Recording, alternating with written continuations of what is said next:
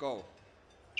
So we are right now being evacuated from the White House Correspondents Association dinner that took place at Washington Hilton. As we know by now, after the dinner started, not long after, we heard clear gunshots coming from the back of the venue, and everybody immediately hit the floor. We saw cabinet members being escorted out immediately by Secret Service, of course, POTUS, the president as well as vice president. People on the head table on the stage were also evacuated out immediately. So at that moment, everybody was in shock. People were ducking under the table, trying to shoot videos, despite the poor cell phone signal in the venue. But after some chaos lasting for about 15-20 minutes, they were trying to put the dinner back on. We saw the servers as well as security people readjusting teleprompter for the president, or readjusting the podium, as well as putting the glasses and the napkins back on the head table, refolding them very patiently, seemingly. So at the moment, we thought that they're going to put the dinner back on. As we heard as well. So the Correspondents Association's head, Weijia Jiang, came out to announce that dinner will resume, which earned some applause from the audience. And there were thousands of us in there, everybody seated very closely, so it was very crowded. And Secret Service had to yell at people to make a hole to get into the center of the venue to immediately escort out members like RFK Jr., who we saw being taken out immediately, or Hexet. Meanwhile, right now, we're on our way out. Just later, the Correspondents Association people did come out and announce that, no, due to security concerns, they mandate that this dinner be cut short. It's not happening tonight, and of course, we now know the president is speaking momentarily at the White House briefing room, making a statement. The White House press secretary has announced that the president has posted on Truth Social. So the situation is very fast developing when it comes to what exactly happened. We're getting in new information, but of course everyone awaiting that statement from the president, from the White House about what happened tonight. So I was personally there at the first assassination attempt against the president at the Butler, Pennsylvania rally, and the gunshots were fired, we heard them, we ducked. A very similar adrenaline feeling tonight when we heard gunshots and everybody ducked. It was very terrifying, and you can visibly see many guests shaking as well as in shock and just trying to comfort each other as this all played out. Some reporters trying to rush out to report. A lot of them also was just hiding under the table due to security concerns. This is a very crowded venue. It's unlike Butler, where everyone, after realizing that the threat was gone, was quickly evacuating. No, people stayed in there for a good 40 minutes at least, trying to gauge what's next. And for a moment, we did think that it's going to resume. As the president has shown previously, at Butler, he stood up and said, fight, fight, fight. He said that he wanted to carry on, if not for security concerns, but as well as tonight, we saw that happening. They were trying to resume the dinner at one point, but right now the latest situation is that everybody's getting out. We're on our way out on foot. Walking in heels for many of us ladies coming out of this dinner, trying to get out, but the president will be briefing very soon, the briefing room, and of course a lot more details to come. Back to you.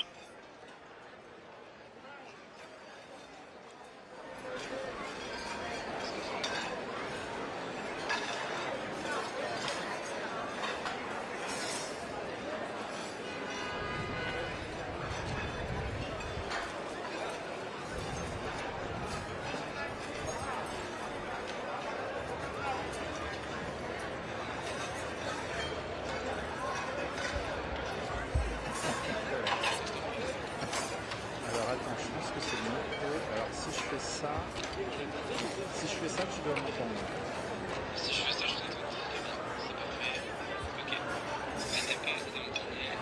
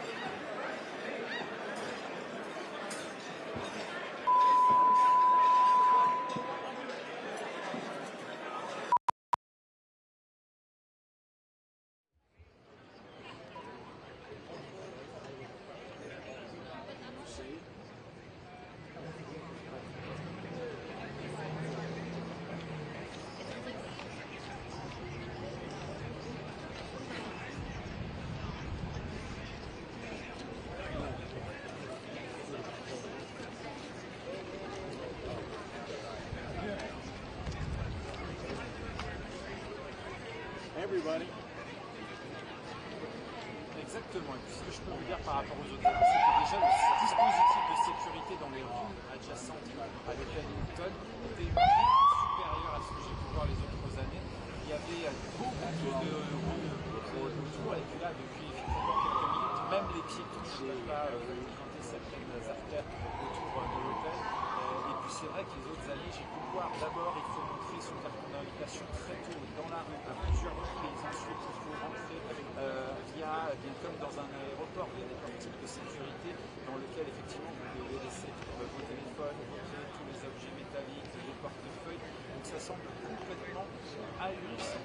Quelqu'un ait oublié l'entrée éventuellement avec une arme, on va devoir attendre les premiers résultats des évaluations.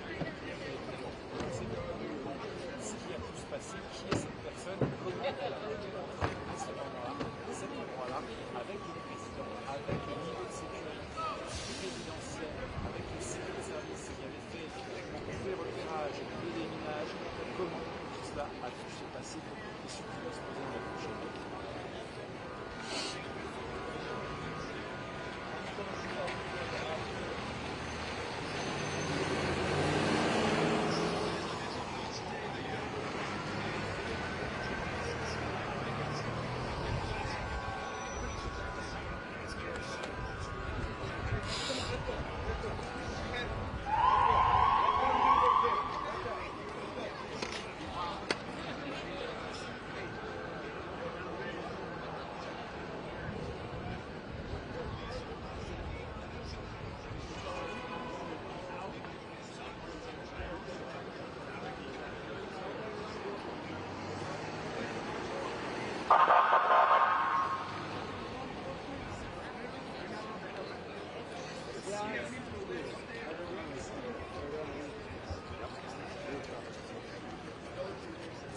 Oui, effectivement, avant que le dîner ne commence, il y avait plusieurs manifestants qui étaient là, qui huaient les personnes qui cherchaient à rentrer dans l'hôtel, qui faisaient part de leur mécontentement, qui estimaient que le simple fait d'assister à ce dîner était une façon de soutenir, en tout cas, de ne pas s'opposer à Donald Trump. Oui, il y avait, comme chaque année, les manifestants, ils étaient assez nombreux, les dispositifs de police, encore une fois, étaient très très nombreux aussi autour de ça, notamment grâce à cause de la possible présence de manifestants. Du coup, oui, ces manifestants, ils étaient là, ils étaient bruyants même, et ils faisaient beaucoup à la gueule des invités. Yeah, now I understand why you throw it out. Yeah. It's hard to.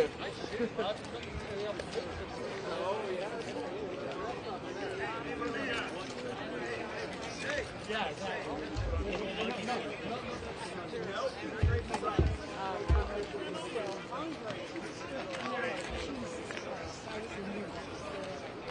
Merci Richard.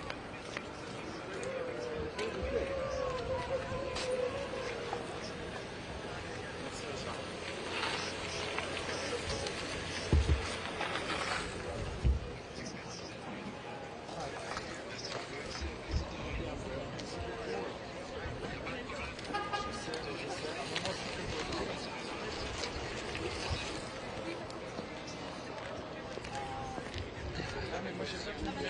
Et toi, tu as mon numéro.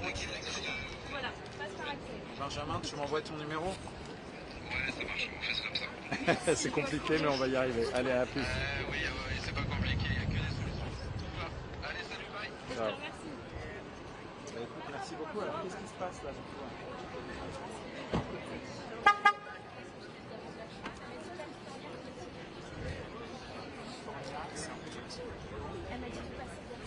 Ouais, exactement, c'est ce que j'allais dire, parce que je pense que là, ils vont pas te laisser passer. Mais je peux t'accompagner si tu veux. Mais moi, je sais pas ce qu'ils veulent. J'ai dit je connais pas.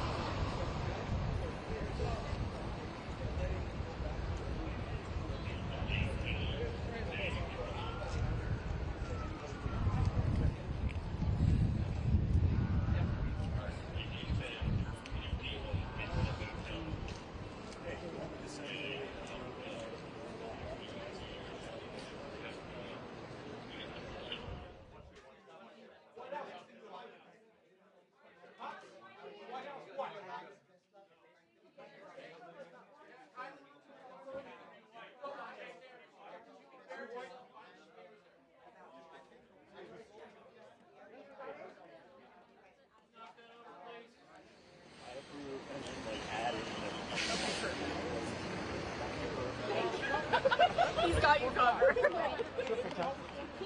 Sudi has to be covered. So it needs to be like the Love it. I don't have my laptop. Neither do you. I can't print. I don't even have my laptop. Is printing like specifically what we're doing? No, I'll show you. Oh, Kate's going to do that. Okay. And Kate has. Great.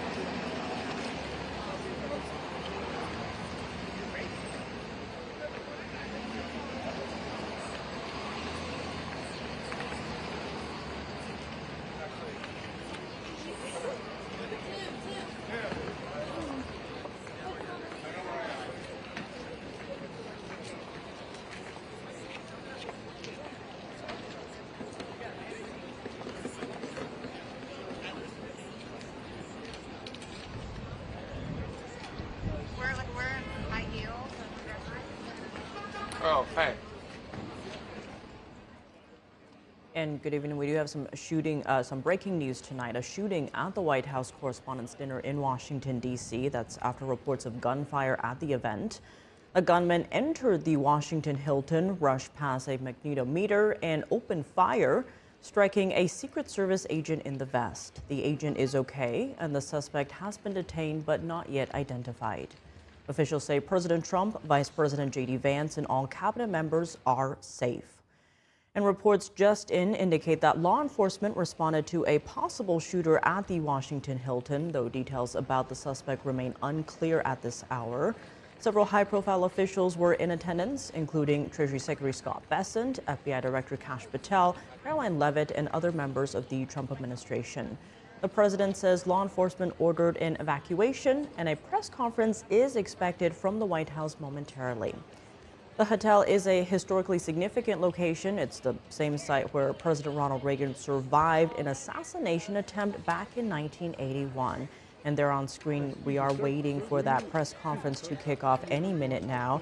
This is a breaking news event. There's a lot happening here. We actually had our own people inside that Correspondents' Dinner. Steve Lance from Capitol Report in D.C., Mara Oatsu, our White House correspondent, Iris Tao, our other White House correspondent who you heard on the phone earlier there, and other members. So we'll keep you updated as more information comes in. Right now, we are waiting for that press conference. We are expecting President Trump to speak and address the nation very shortly. So we'll bring you that as that happens. I'm a Daily Wire. Okay, hey, can I get a White House on for sure? Sorry. So tell me, what happened? What would you say? Man, we were sitting there, and all of a sudden we heard a few loud bangs, and it's hard to tell immediately, but then a bunch of people came sprinting into the room, and we saw everybody getting rushed out, Donald Trump first, and that's when it became pretty obvious what was going on, and every single person around me just jumped under a table. Yeah. Yeah, I'm talking to Reuters right now. Anyway, so tell me, is this how you expected it to end? I mean, it's a ridiculous question. No, obviously not. Yeah. This is one of the best nights of the year for reporters.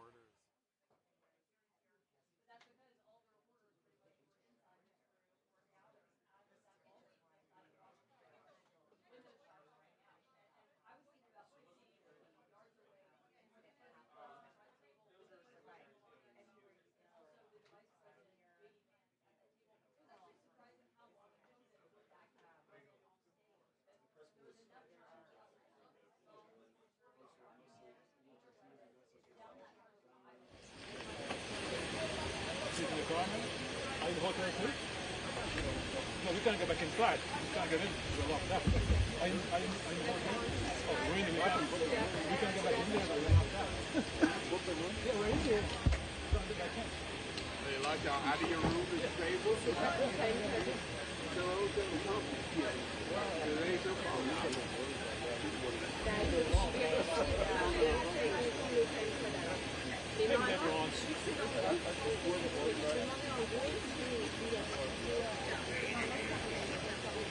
Yeah, hello.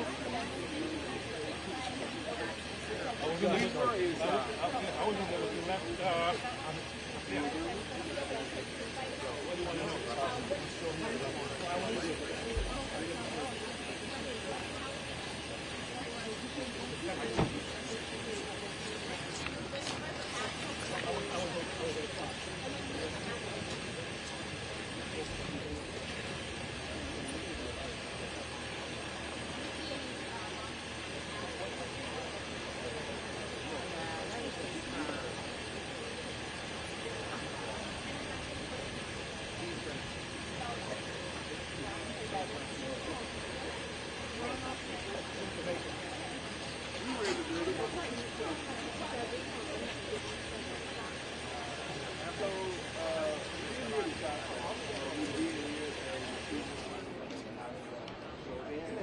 Yes, sir.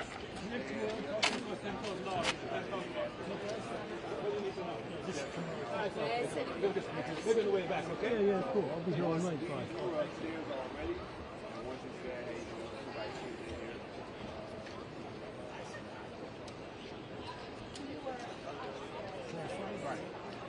Yeah, we were upstairs. Did we hear the shot? So no, so actually the sound system is pretty good in there, right? So to hear the shot, you would have to actually do it. So by the time they were shooting, we had already left.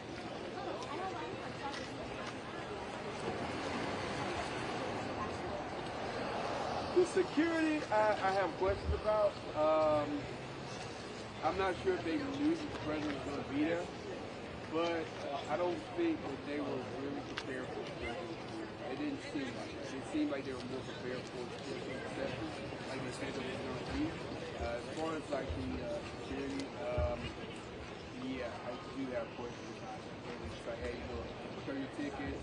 Some of the people that came there, they were just able to show like email that was printed off. We got invited via email, so yeah.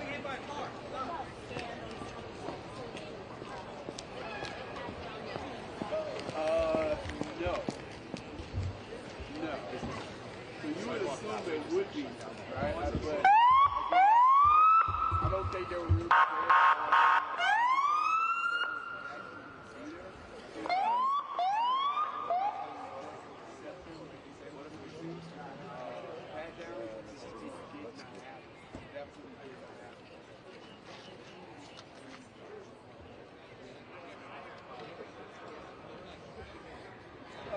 so really, I was glad that it was down there and that we had all the And while we wait for that press conference to start momentarily, we'll keep you updated with what has been happening. President Trump has been posting a couple things on Truth Social. In one post, after the situation settled, President Trump said that law enforcement ordered attendees to leave the venue. He added that he plans to hold a press conference shortly. There you see on screen as we're waiting for that. Now, the president adds that the First Lady, Vice President, and all cabinet members are safe. And he says the event will be rescheduled within 30 days. And in an earlier post, the president praised Secret Service and law enforcement for what he called a quick and brave response. President Trump added that the suspected shooter has been apprehended. He also indicated he suggested continuing the event, but says officials will ultimately decide how to respond. Of course, it's an ongoing situation there. We will bring you more. As you can see, there's some activity in the room there as we await that press conference supposed to start very quickly, momentarily there. And again, we did have our own people inside the room. You've actually seen some of the posts there. Our White House correspondents, Iris Tao and Mario Tsu, both posting on X about their experiences being in the room. We have other people who were there as well. Steve Lance, Capitol Report, our DC bureau, many of the members were there in the room. So we'll bring you more information as it develops. Right now, though, it seems that the president and all the cabinet members and our own people are safe. So we'll keep you updated, especially with that press conference that is expected to start any minute now.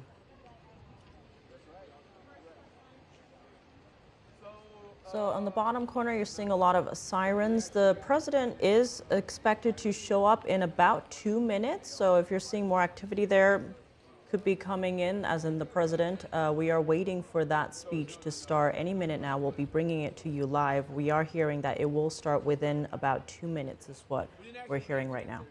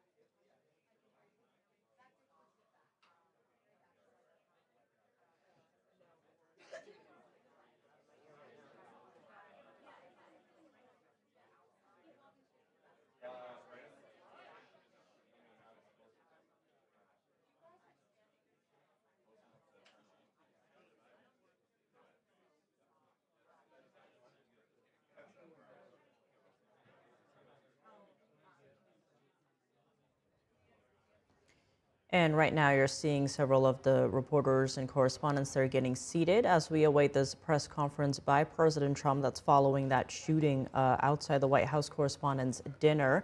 We're waiting for that speech to start any minute now. Right now there is a statement put out from the United States Secret Service regarding the shooting incident at the White House Correspondents' dinner. They wrote, quote, "The U.S. Secret Service, in coordination with the Metropolitan Police Department, is investigating a shooting incident near the main magnetometer screening area at the White House Correspondents' dinner.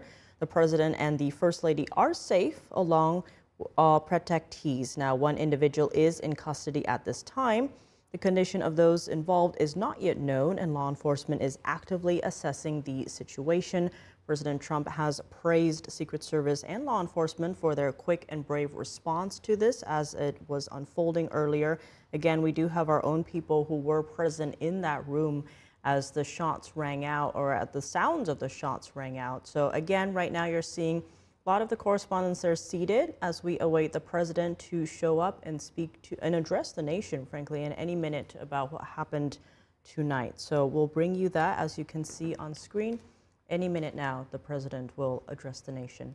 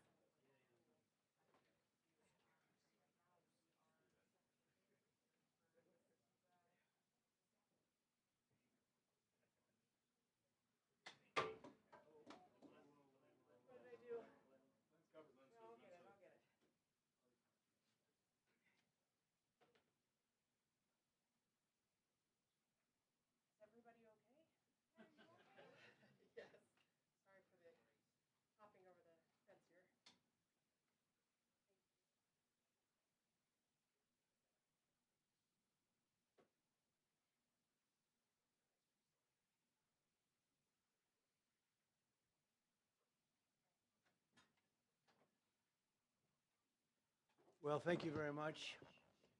That was very unexpected, but incredibly acted upon by Secret Service and law enforcement. And this was an event dedicated to freedom of speech that was supposed to bring together members of both parties with members of the press. And in a certain way it did, because the fact that they just unified, I saw a room that was just totally unified. It was in one way very beautiful, a very beautiful thing to see. A man charged a security checkpoint armed with multiple weapons, and he was taken down by some very brave members of Secret Service, and they acted very quickly and have just released, for purposes of transparency, clarity, I've ordered it to be put out. You probably have it by now, put out on Truth and put out on many of the platforms. A tape showing the violence of this thug that attacked our Constitution, and also showing how quickly Secret Service and law enforcement acted on our country's behalf. Really did a great job. One officer was shot, but saved by the fact that he was wearing obviously a very good bulletproof vest. He was shot from very close distance with a very powerful gun, and the vest did the job. I just spoke to the officer, and he's doing great. He's in great shape. He is has very high spirits, and we told him we love him and respect him, and he's a very proud guy. He's very proud of what he does, Secret Service agent. And we looked at all of the conditions that took place tonight, and I will say, you know, it's not a particularly secure building, and I didn't want to say this, but this is why we have to have all of the attributes of what we're planning at the White House. It's actually a larger room, and it's much more secure. It's drone-proof, it's bulletproof glass. We need the ballroom. That's why Secret Service, that's why the military are demanding it. They've wanted the ballroom for 150 years for lots of different reasons, but today's a little bit different, because today we need levels of security that probably nobody's ever seen before. But everyone owes a tremendous debt of gratitude to the courage of law enforcement, the law enforcement, and working with the D.C. police. And we just spoke with the mayor, and when we're finished, the police chief is going to take over and discuss it also from their viewpoint. But they also performed exactly as they were supposed to, and you see the attacker in different positions, but you also see the attacker totally subdued and under control. So as you know, this is not the first time in the past couple of years that our republic has been attacked by a would-be assassin who sought to kill. In Butler, Pennsylvania, less than 2 years ago, you all know that story, and in Palm Beach, Florida, a few months after that, we came close. We really had, again, we had some great work done by law enforcement.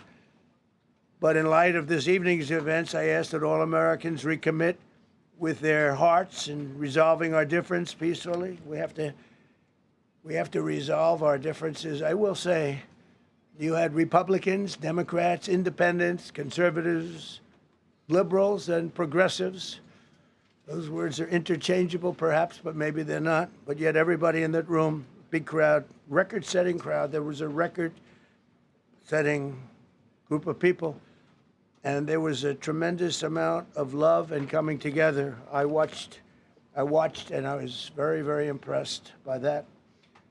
But we were, First Lady and I were taken very well care of, very quickly rushed off the stage. Vice President J.D. Vance, who's here, was likewise beautifully done. He was just saying how quickly everybody acted, law enforcement, Secret Service in particular in this case, but law enforcement. Marco had the same thing. Pete was there. Pete didn't want any help. He didn't want anybody to help him. He doesn't want anybody to help him, but he did get some, didn't you? And I think you also said that it was very impressive. So with that, I'd like to ask Todd Blanche to come up, say a few words, and tell you it's already underway. The man has been captured. They're going to his apartment. I guess he lives in California, and he's a sick person, a very sick person. And we don't want things like this to happen. I think it's very important that I say, though, and I told the representatives of the evening, they did such a beautiful job. It was such a beautiful evening.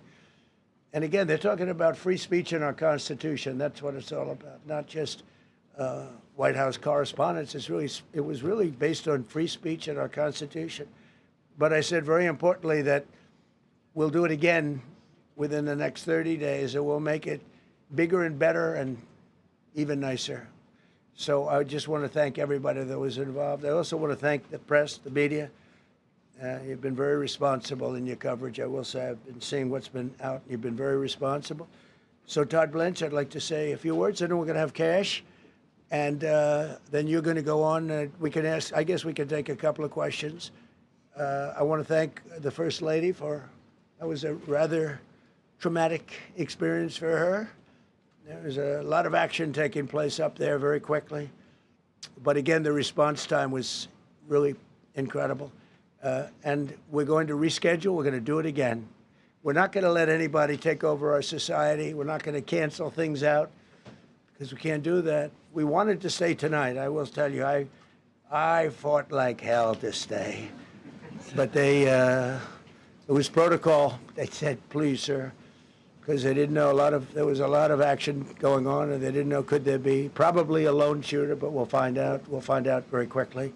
They have it very well under control. So I want to thank everybody very much. And Todd Blanche, please.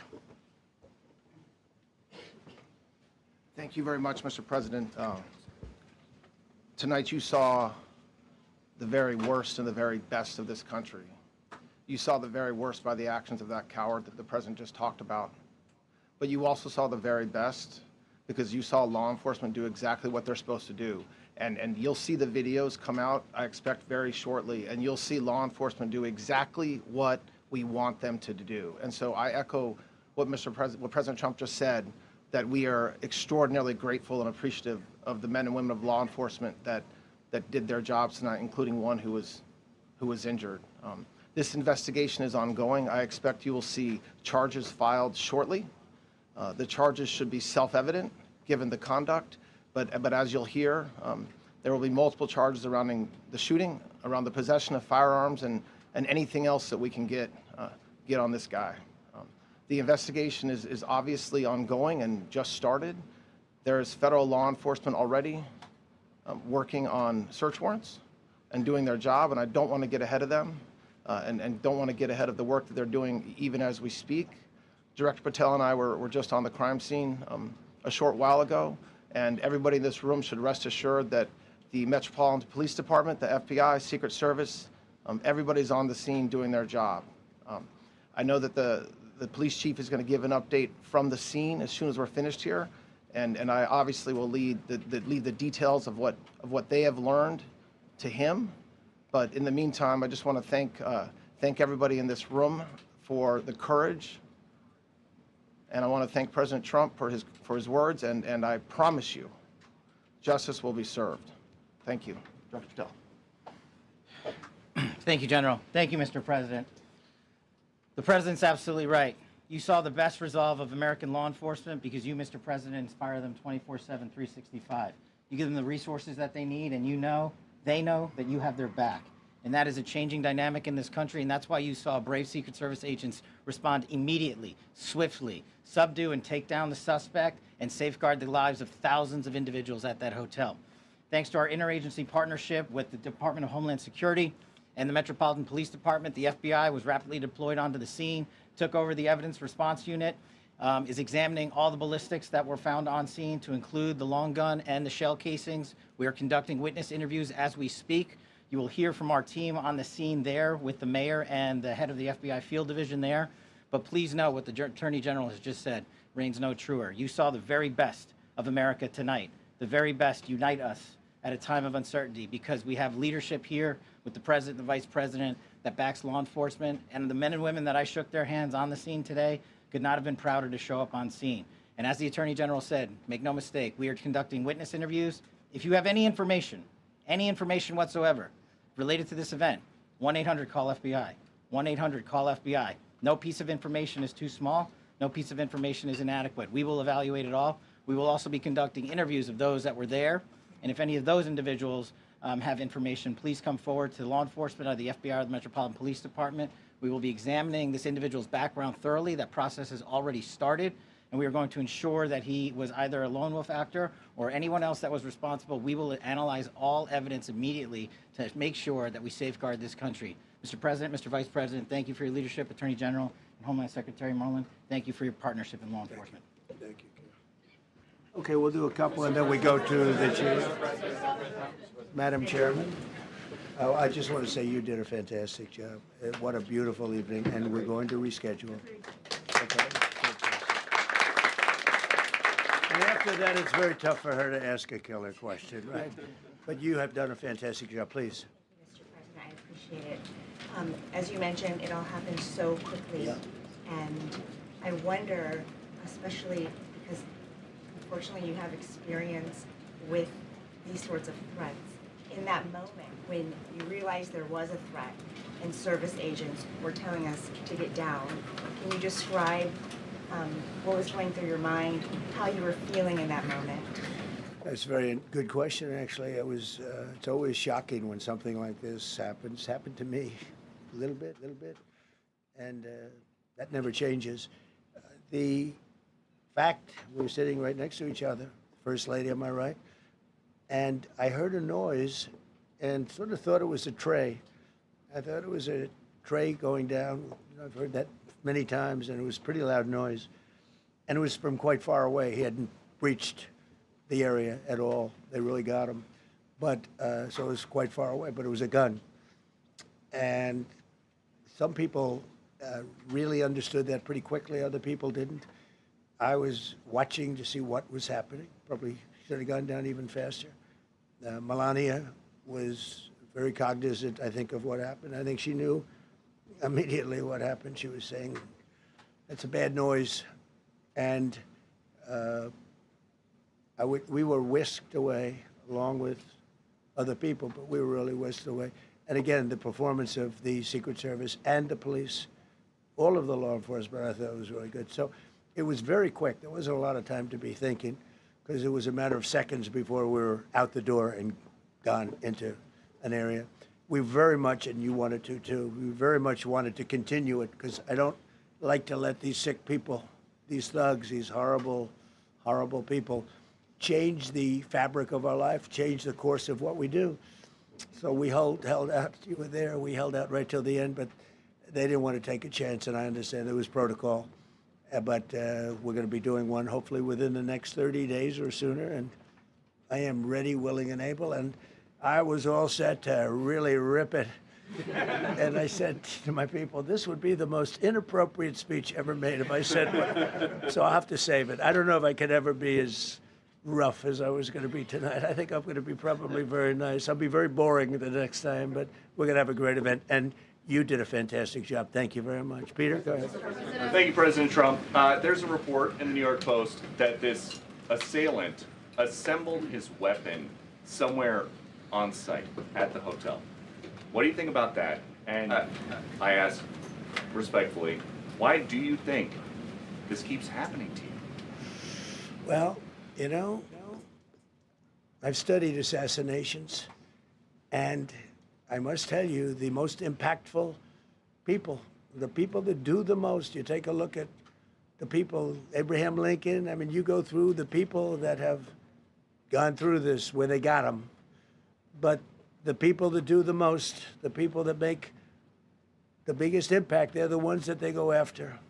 They don't go after the ones that don't do much because they like it that way.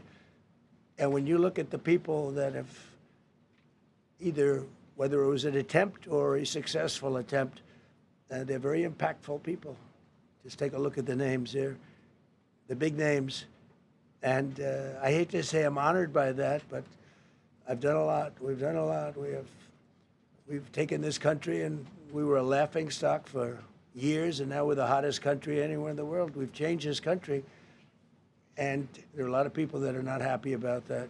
So I think that's the answer, Peter. And after Butler, your team rethought outdoor events. Yeah. Do you think that you now need to rethink No. indoor Well, events? but then you just don't do events. No, I can't do that. I have to, it is what it is. We have to do it. The room was very, very secure. He charged from 50 yards away, so he was very far away from the room. And what do you think when you saw the video of how fast he was? He was moving. He was really moving.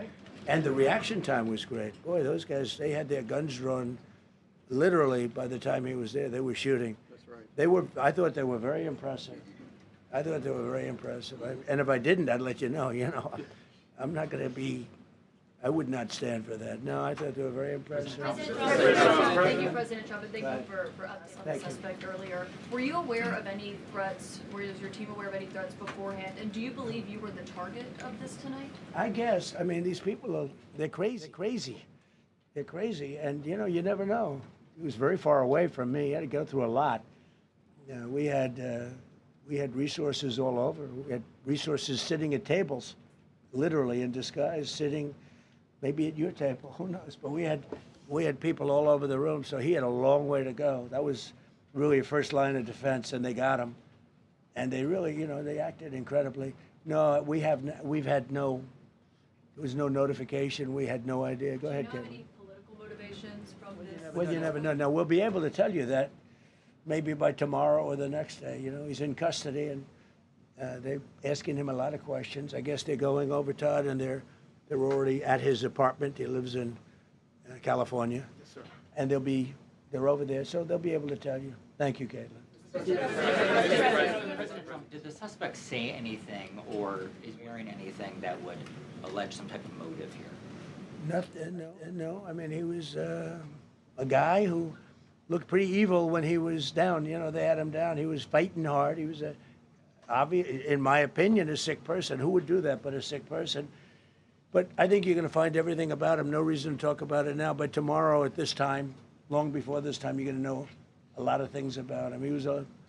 They seem to think he was a lone wolf, and I feel that too. Are you concerned about U.S. service protection ability? We saw several of the detailees take minutes to be escorted out of the room.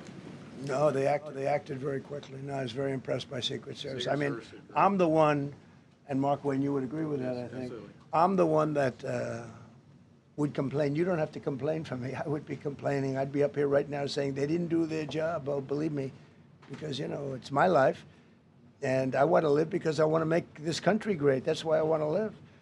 But when you're impactful, they go after you. When you're not impactful, they leave you alone.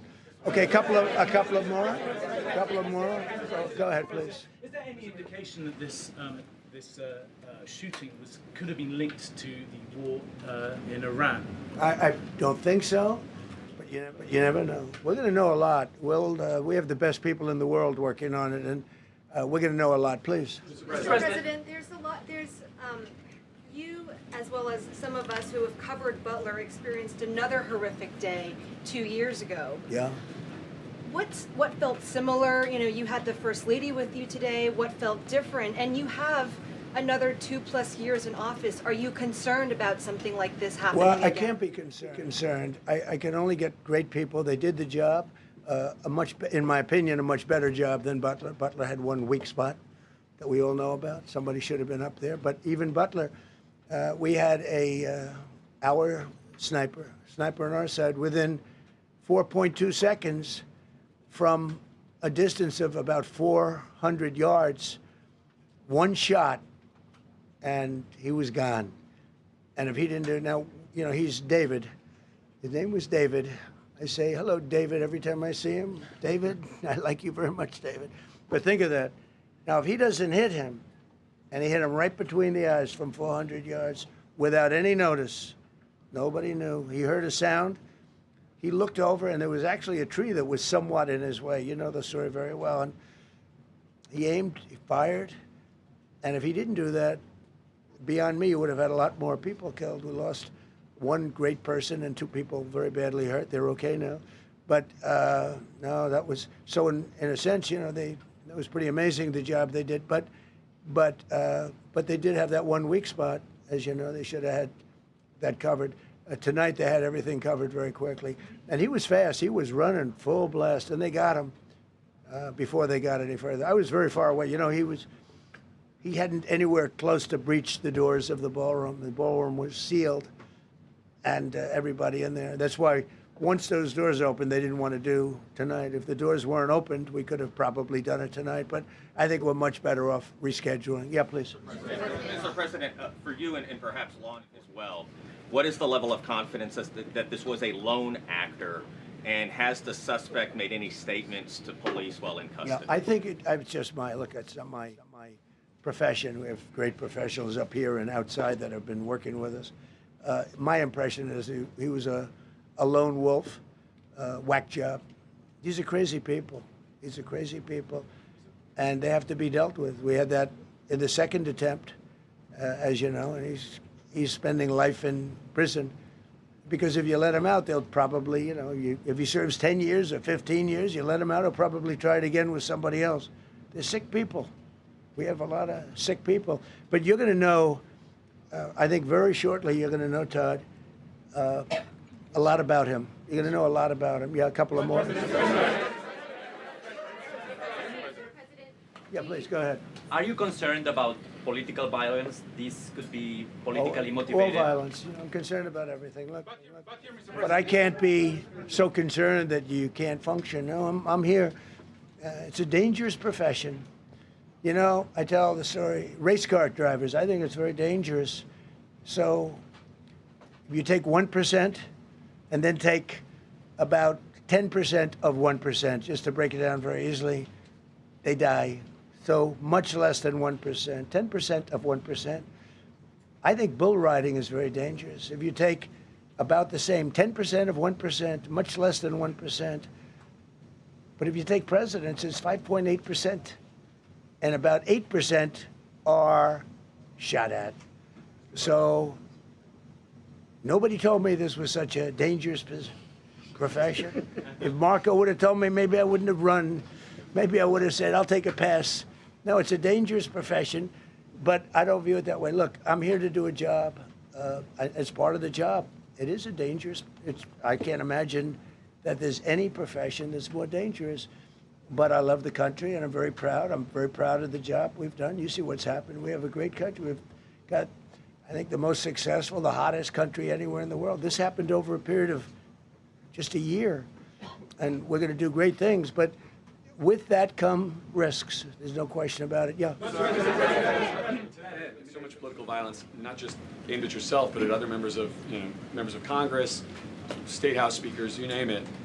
Is that just the cost of doing business to do politics in America anymore? Yeah, well, what does that say about our elsewhere country? too. Yeah, we're not the only country. You look at this great violence with all countries. I was talking to somebody from another country today, and they have numerous assassinations of political figures all over the world. You look at South America. In South America, it's like some of the numbers are just horrific. It's dangerous. It's dangerous stuff, whether it's here or someplace else. No country is immune. No country. Good question. At this point? Well, probably if I decided to just not do much, if I let everybody rip us off and take advantage of us. Look, we're leading the world in trade now. We're leading the world in the military. We're the greatest military in the world. I rebuilt it in my first term, and now we use it because we have no choice. We can't let, as an example, Iran, we can't let them get a nuclear weapon. Everything will be peanuts compared to that if they ever were given a nuclear weapon, and they'd use it too. Marco and I were talking about it today. They would use it without even hesitation. We can't do that. It was a shame. I said, oh boy, look at the numbers. We just broke 50,000 in the Dow. We just broke 7,000 in the S&P. They said we couldn't do it in 7 years, in 5 years, 4 years. They were saying maybe in 5 or 6 years. And we did it in 1 year. And I called everybody together. I called all of these people and others, and I said, we have to take a little journey. I see to do this. We just had the great number. We just broke 50,000. Wasn't supposed to happen during my term. Wasn't reachable. We did it in 1 year, and I said, we're going to have to make a journey to Iran. They're going to have a nuclear weapon if we don't do it. We had the B-2 bombers take them out. I terminated in the first term the Obama agreement, the Iran nuclear agreement, which was a disaster. That was a road to a nuclear weapon. They would have used it. They would have used it 100%. So, you know, when you do things like that, you become a target. If I wasn't doing that, I guess I'd be a lot less of a target. But I'm honored to be. Okay, one more question.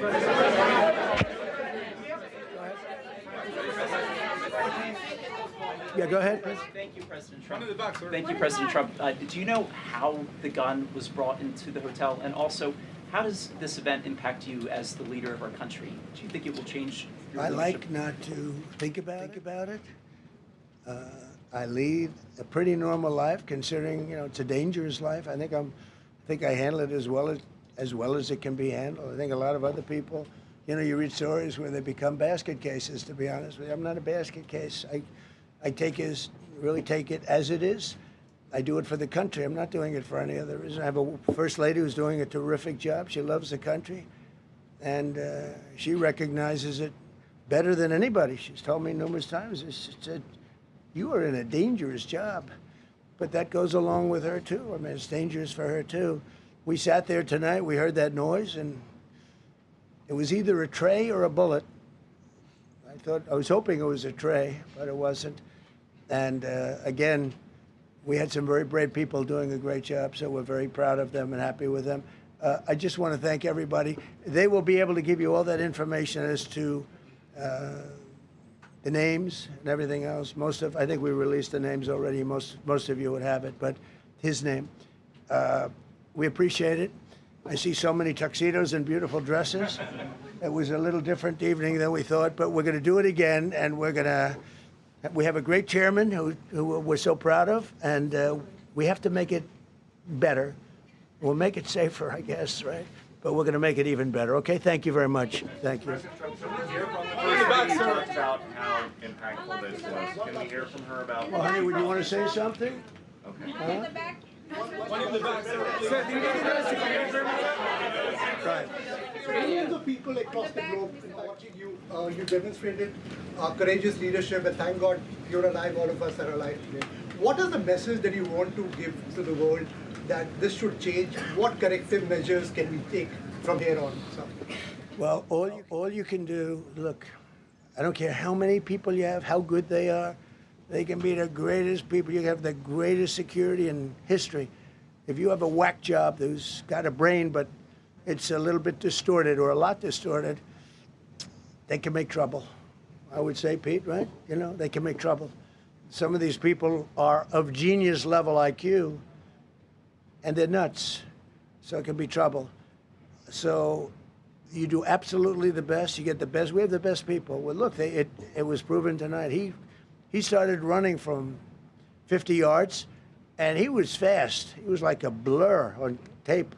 He was moving. It was very impressive the way they got him, because a lot of people would be looking and saying, you know, it's like a weird feeling, and they would let him get through, but they didn't let him get through. They drew those guns so fast. They looked like Matt Dillon. They looked like somebody that knew what they were doing, and we really do. But it comes with the territory.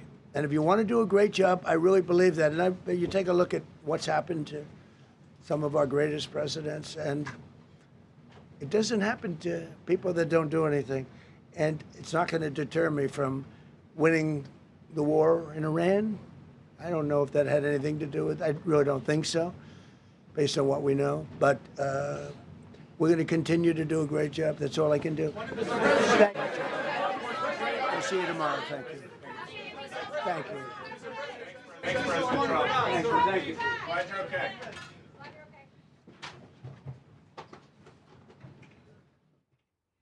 And that was the president addressing the nation after a shooter opened fire very near where the White House Correspondents' dinner was unfolding. The president, first lady, vice president, all cabinet members are safe. Our own people were actually in the room as well. NTD's Capitol Report staff, Steve Lance, the host, our White House correspondents, Iris Tao and Mario Tzu, were in the room, and some of our folks at the Epic Times were there as well. Lots of breaking news tonight, and an emotional moment unfolded backstage at that White House Correspondents' dinner as attendees waited for more information about the incident.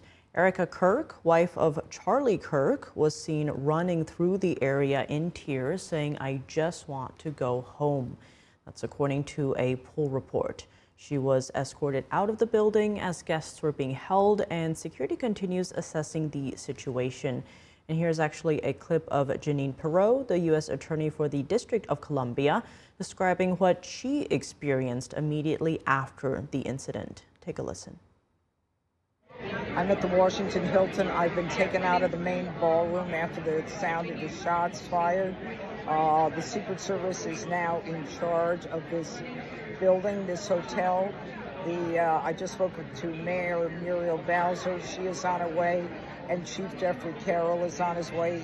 He will be in charge as soon as he gets here. And to recap what happened in the moment, most at the event were first alerted of danger by a loud noise from just outside the ballroom. The president in that press conference saying he was hoping it was a dish falling and not bullets. Secret Service agents then yelled "shots fired" and fanned out across the ballroom to secure the president, vice president, and other cabinet members. Now, sources report that a gunman was apprehended in the lobby when he tried to rush the metal detectors known as magnetometers. Now, the shooting took place at the Washington Hilton. It's one of the most well-known event venues in the nation's capital. President Trump has boycotted the dinner throughout his first term and also skipped it again after returning to office for his second term. Now, the last time he attended before that was in 2015. It's a major hub for high-profile events. The venue regularly hosts large national gatherings, including the annual White House Correspondents' Dinner. Now, the hotel is also a historically significant location. It's the same site where President Ronald Reagan survived an assassination attempt back in 1981. And we will give you a lot more updates after a very quick break.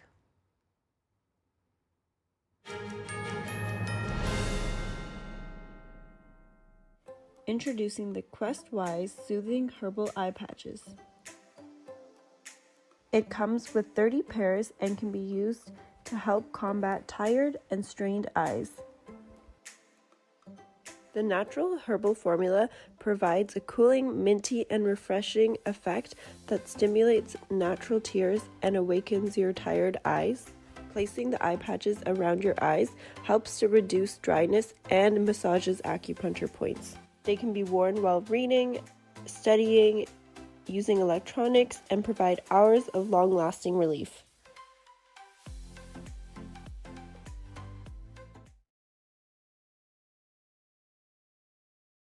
According to ancient Chinese medicine, purslane is considered a medicinal herb and is used to help lower cholesterol, improve vascular functions, and prevent diabetes. Perilla seeds can nourish the lungs and spleen. It is used to treat asthma and improve pulmonary functions. Puritang green vegetable omega-3 is made from purslane and perilla seeds from Hwangmae Mountain in South Korea. It contains over 90% of omega-3, 6, 7, and 9, the highest concentration possible without chemical additives. The soft gel is made of natural seaweed. It is 100% organic and vegan. Both adults and children can take it with peace of mind. Ancient recipes were passed down from heaven to bring prosperity and longevity. Puritang green vegetable omega-3. Kids love it. Parents trust it. Obviously. Explore GJW Plus Kids Series and Ganjiong Campus courses led by expert educators. This is spectacular. Children will learn values like respect, responsibility, and knowledge in language, science, and more. Wow. All while having fun. Perfect. Subscribe today at GJW Plus Kids, where learning meets fun. Looking for a healthy and smooth-tasting brew? Drop by Days Coffee Roasters today and explore our wide selection of specialty-grade, small-batch roasted coffee.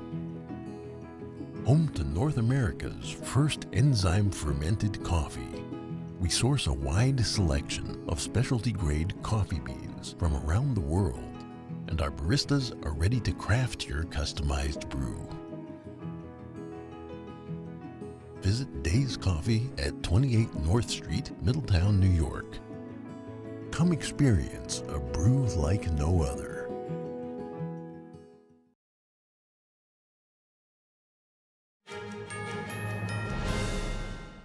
And welcome back to our breaking coverage after shots were heard outside the White House Correspondents' Dinner in D.C. The president just addressed the nation about that. You heard a lot from the president, Todd Blanche, and Kash Patel, head of the FBI, on how Secret Service acted very quickly and very bravely. Many saying you saw the best and the worst of America tonight, the best being the Secret Service and the law enforcement, how quickly they acted, how bravely they acted. Todd Blanche promising that justice will be served. Now, the president saying that the actual dinner event will happen again in under 30 days, and he will make it bigger and better. And right now, the D.C. mayor is actually speaking, so let's bring in that feed. We're here to provide you an update on the incident that took place tonight at 8:36 p.m. at the Washington Hilton at the site of the White House Correspondents' Dinner. At about that time, a sole gunman rushed a Secret Service checkpoint in a lobby at the hotel. Secret Service agents stopped the suspect. An agent was injured and transported to a local hospital where the agent is receiving care.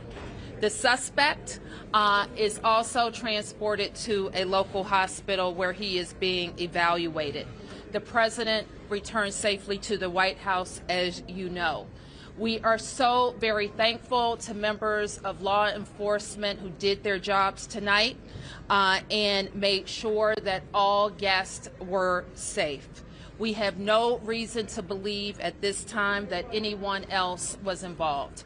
I want to turn to the Chief of the Metropolitan Police Department, Chief Carroll, to provide a law enforcement update and specifics. Thank you, Madam Mayor. Again, I'm Jeff Carroll, Interim Chief of Police for the Metropolitan Police Department. This afternoon, this evening, members of the United States Secret Service and the Metropolitan Police Department were here at the Washington Hotel for a site detail for the Correspondents' Dinner. As the mayor mentioned, at approximately 8:36 tonight, an individual charged a U.S. Secret Service checkpoint here in the lobby area of the hotel. He was armed with a shotgun, a handgun, and multiple knives. As he ran through that checkpoint, members of law enforcement from the United States Secret Service intercepted that individual. This is a very preliminary investigation at this point. We do know that law enforcement exchanged gunfire with the individual. We do know that a U.S. Secret Service uniformed division officer was struck in his vest. He was transported to a local hospital for treatment. He seems to be in good spirits at this time. The suspect in this case, he was not struck by gunfire. However, he was transported to a local hospital to be evaluated. Again, we're very early in the investigation. We have members of the United States Secret Service, the Metropolitan Police Department, and the FBI here to continue to investigate this matter. But at this point, it does appear he is a lone actor, a lone gunman. There does not appear to be any sort of danger to the public at this time. However, we are continuing to investigate this matter.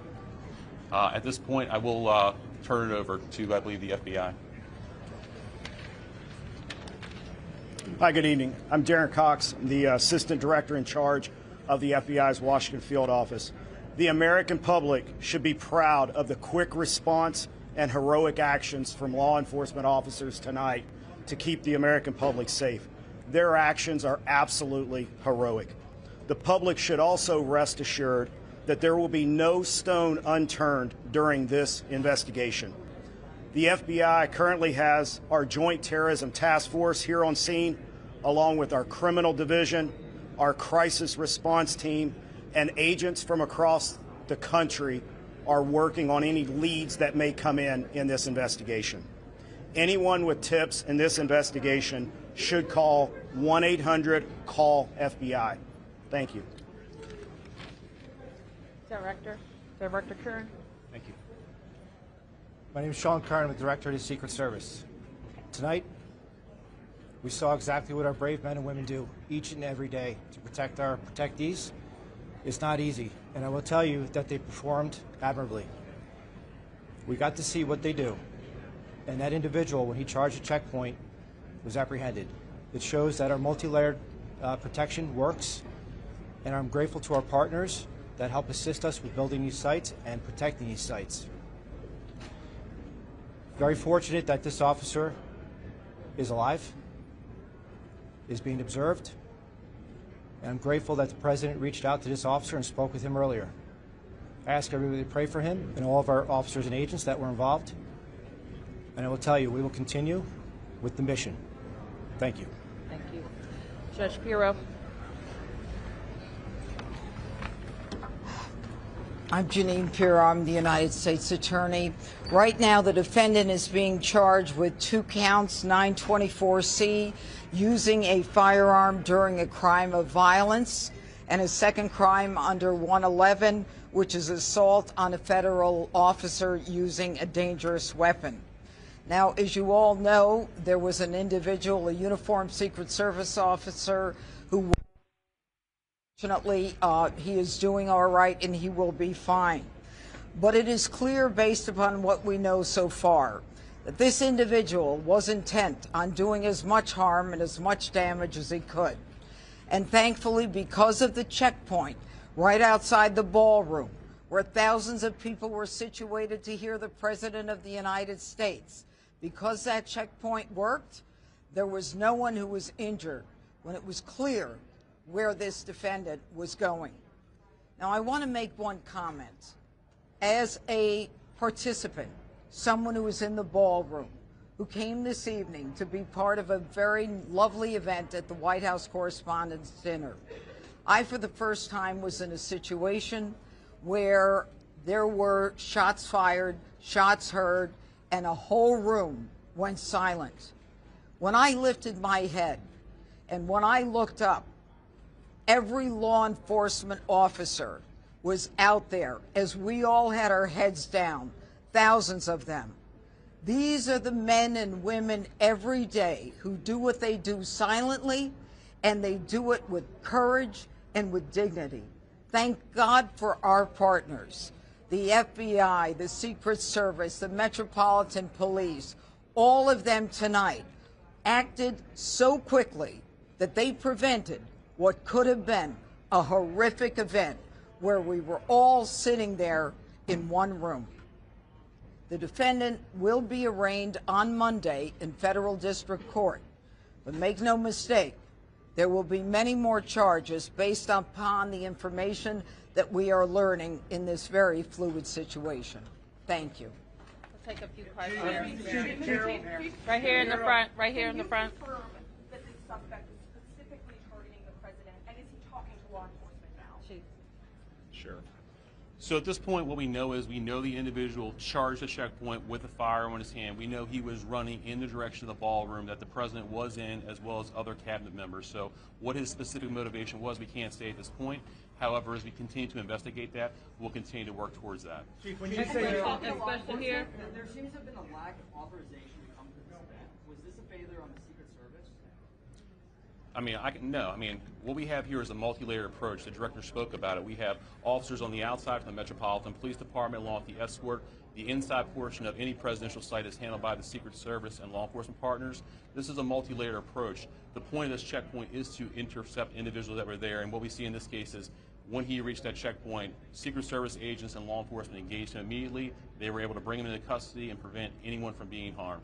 Okay, right here. Chief Carroll, can you tell us if you found a vehicle associated with the suspect, and are you or the FBI conducting any search warrants either on a vehicle or locations here or elsewhere around the country? Sure, Mark. So as you can imagine, this is very early in the investigation. So, things we're digging into is his background, vehicles. Those are all things that the FBI, the Metropolitan Police Department, and the Secret Service are working together jointly to determine, is there anything else that's available? So I would imagine as we continue to go through this investigation, there will be additional search warrants and things of that nature as the investigation progresses. Is the suspect known to law enforcement? At this point, he was not known to the Metropolitan Police Department, I can tell you that. Right here. There are multiple other parties and events happening associated with this weekend tonight. Is there any reason to believe that there will be security concerns at those events? Are there preparations being made locally to protect those attendees? Yeah, absolutely not. So we have no indication. This is an isolated incident with one individual is the information that we do have. However, we do have additional officers across the city that are giving special attention. We do know there were some after parties and events that are planned that we will be providing coverage for those events. Yep, right here. The president said that this is not a particularly secure building. Do you agree with that assessment? I'm not exactly 100% familiar with this building. I do know in this incident tonight, I know there was a security plan that was developed by the Secret Service that the Metropolitan Police Department assisted with, and I know that security plan did work this evening. Right here. Thank you so much. Do you know specifically if President Trump was a target of this attack? And can you speak to, there was reporting about the suspect assembling a long weapon and to get into the ballroom. Can you speak to that at all? Yes, as we said before, we do know the president was inside the ballroom. We know there was cabinet members and many guests in there. Who specifically he was targeting at this point, that's part of the investigation. We do know that he was armed with a shotgun when he ran through that checkpoint, so that would look like a long weapon in video. All right, right here, right here, right here. To clarify, earlier you said there was an exchange of gunfire. Did the suspect fire any shots? And did the uniformed officer, do you know yet which weapon he was shot? Yeah, obviously we're only a couple hours into this incident, so we don't have that level of information. The FBI's evidence response team is here. They're processing the scene. So as the investigation develops, all that information will be figured out with the ballistics. The ATF is also on scene here with us. So the suspect did or did not fire a shot? Sure. So again, it's very preliminary information. We do believe he did. However, as the investigation determines, we'll pull the shell casings. We'll be able to get more information as we review more evidence. We're very early in the investigation. All right, we can take a couple more right here, and one more over here. Thank you so much. So the president said that he wants there to be another event within 30 days. Given what happened tonight, do you have any sense of what additional security measures might be put in place to ensure that something similar does not happen again? Sure. I'll toss it to the Secret Service. Yep, this is what we plan for every day.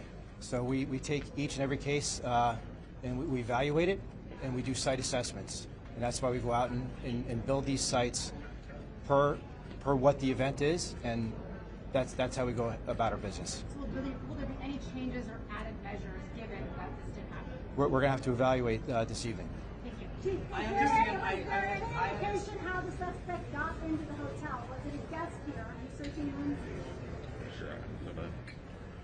So preliminary information, we do believe he was a guest here at the hotel. We have secured a room here in the hotel, and again, we'll go through the appropriate procedures to determine what was inside there. But that is secure.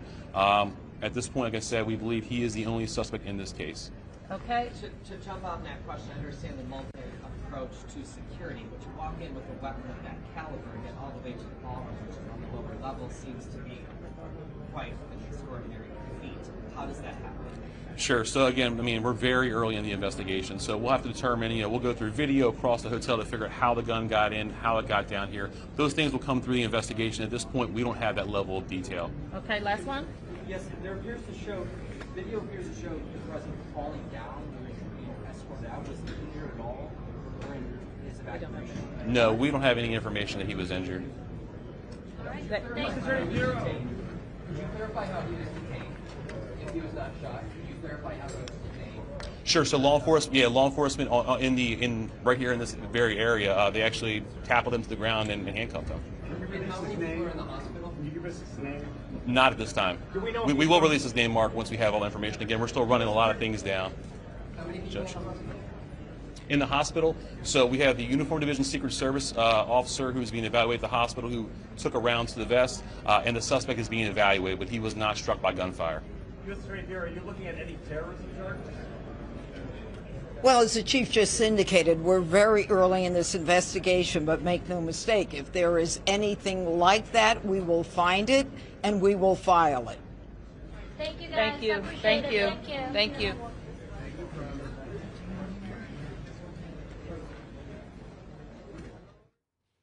And there was the mayor, Muriel Bowser, giving an update along with the head of the Secret Service and Perot, who is the attorney for the District of Columbia there, commenting on again how fast, how bravely and quickly Secret Service and law enforcement acted.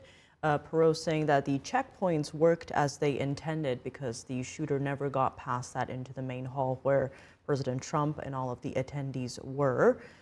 We will bring you more information as it comes out. Let's briefly recap what did happen, though. President Trump just gave a briefing at the White House press briefing room. He described what happened. Let's take a listen to that now. Thank you very much. That was very unexpected, but incredibly acted upon by Secret Service and law enforcement. And this was an event dedicated to freedom of speech that was supposed to bring together members of both parties with members of the press. And in a certain way it did, because the fact that they just unified, I saw a room that was just totally unified. It was in one way very beautiful, a very beautiful thing to see. A man charged a security checkpoint armed with multiple weapons, and he was taken down by some very brave members of Secret Service, and they acted very quickly and have just released, for purposes of transparency, clarity, I've ordered it to be put out. You probably have it by now. Put out on Truth and put out on many other platforms. A tape showing the violence of this thug that attacked our Constitution, and also showing how quickly Secret Service and law enforcement acted on our country's behalf. Really did a great job. One officer was shot, but saved by the fact that he was wearing obviously a very good bulletproof vest. He was shot from very close distance with a very powerful gun, and the vest did the job. I just spoke to the officer, and he's doing great. He's in great shape. He is has very high spirits, and we told him we love him and respect him, and he's a very proud guy. He's very proud of what he does, Secret Service agent. And an emotional moment unfolded backstage at the White House Correspondents' dinner as attendees waited for more information about the incident. Erica Kirk, wife of Charlie Kirk, was seen running through the area in tears, saying, "I just want to go home." That's according to a poll report. She was escorted out of the building as guests were being held, and security continues to assess the situation. And here's a clip of Jeanine Pirro, the U.S. Attorney for the District of Columbia, describing what she experienced immediately after the incident. Take a listen. I'm at the Washington Hilton. I've been taken out of the main ballroom after the sound of the shots fired. The Secret Service is now in charge of this building, this hotel. I just spoke to Mayor Muriel Bowser. She is on her way, and Chief Jeffrey Carroll is on his way. He will be in charge as soon as he gets here. And the shooting took place at the Washington Hilton. It's one of the most well-known event venues in the nation's capital. President Trump has boycotted the dinner throughout his first term and also skipped it again after returning to the office for his second term. The last time he attended before that was in 2015. It's a major hub for high-profile events. The venue regularly hosts large national gatherings, including the annual White House Correspondents' Dinner. The hotel is also a historically significant location. It's the same site where President Ronald Reagan survived an assassination attempt back in 1981. And we will be bringing you more updates after a very quick break. Stay with us.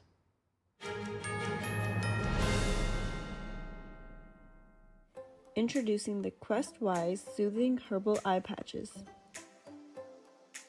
It comes with 30 pairs and can be used to help combat tired and strained eyes. The natural herbal formula provides a cooling, minty, and refreshing effect that stimulates natural tears and awakens your tired eyes. Placing the eye patches around your eyes helps to reduce dryness and massages acupuncture points. They can be worn while reading, studying, using electronics, and provide hours of long-lasting relief.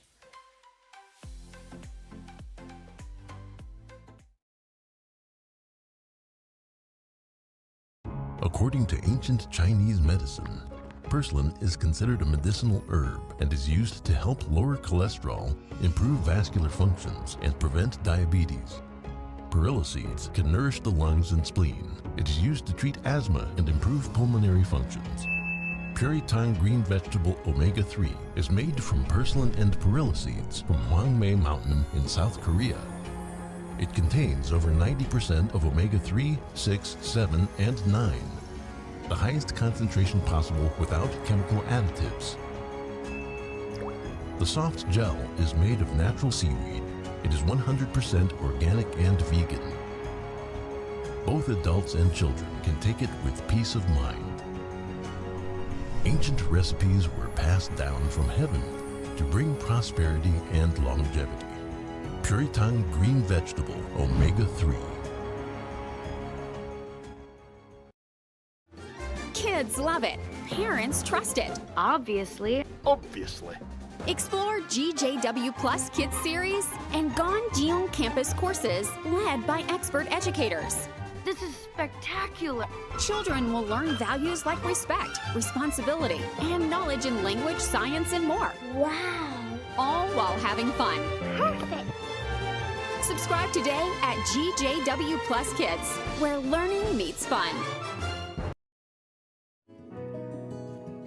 Looking for a healthy and smooth-tasting brew? Drop by Days Coffee Roasters today and explore our wide selection of specialty-grade, small-batch roasted coffee. Home to North America's first enzyme-fermented coffee, we source a wide selection of specialty-grade coffee beans from around the world, and our baristas are ready to craft your customized brew. Visit Days Coffee at 28 North Street, Middletown, New York. Come experience a brew like no other.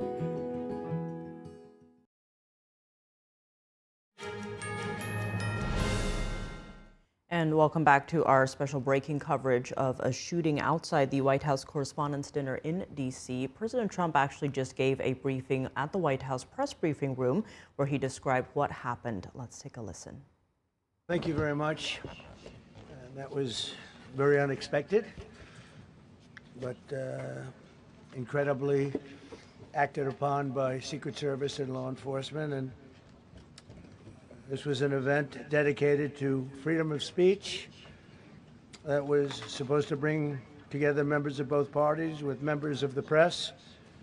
And in a certain way it did, because the fact that they just unified, I saw a room that was just totally unified. It was in one way very beautiful, a very beautiful thing to see. A man charged a security checkpoint armed with multiple weapons, and he was taken down by some very brave members of Secret Service, and they acted very quickly and have just released, for purposes of transparency, clarity. I've ordered it to be put out. You probably have it by now. Put out on Truth and put out on many of the platforms. A tape showing the violence of this thug that attacked our Constitution, and also showing how quickly Secret Service and law enforcement acted on our country's behalf. Really did a great job. One officer was shot, but saved by the fact that he was wearing obviously a very good bulletproof vest. He was shot from very close distance with a very powerful gun, and the vest did the job. I just spoke to the officer, and he's doing great. He's in great shape. He is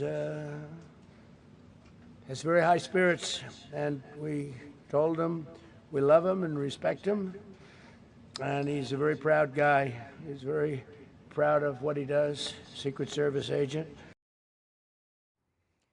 And an emotional moment unfolded backstage at the White House Correspondents' Dinner as attendees waited for more information about the incident. Erica Kirk, wife of Charlie Kirk, was seen running through the area in tears, saying, "I just want to go home." That's according to a poll report. She was escorted out of the building as guests were being held, and security continues to assess the situation.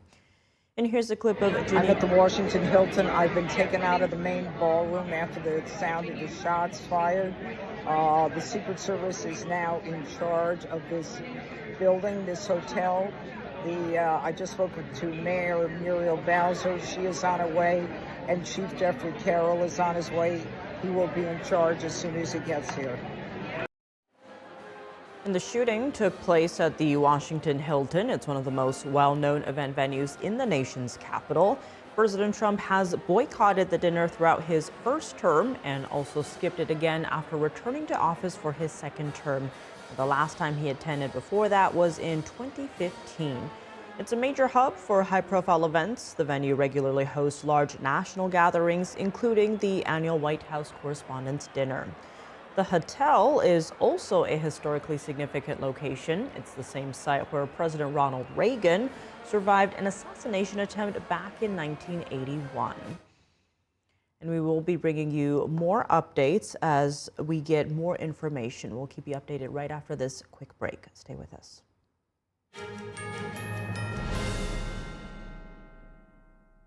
Introducing the Quest-Wise Soothing Herbal Eye Patches. It comes with 30 pairs and can be used to help combat tired and strained eyes. The natural herbal formula provides a cooling, minty, and refreshing effect that stimulates natural tears and awakens your tired eyes. Placing the eye patches around your eyes helps to reduce dryness and massages acupuncture points. They can be worn while reading, studying, using electronics, and provide hours of long-lasting relief.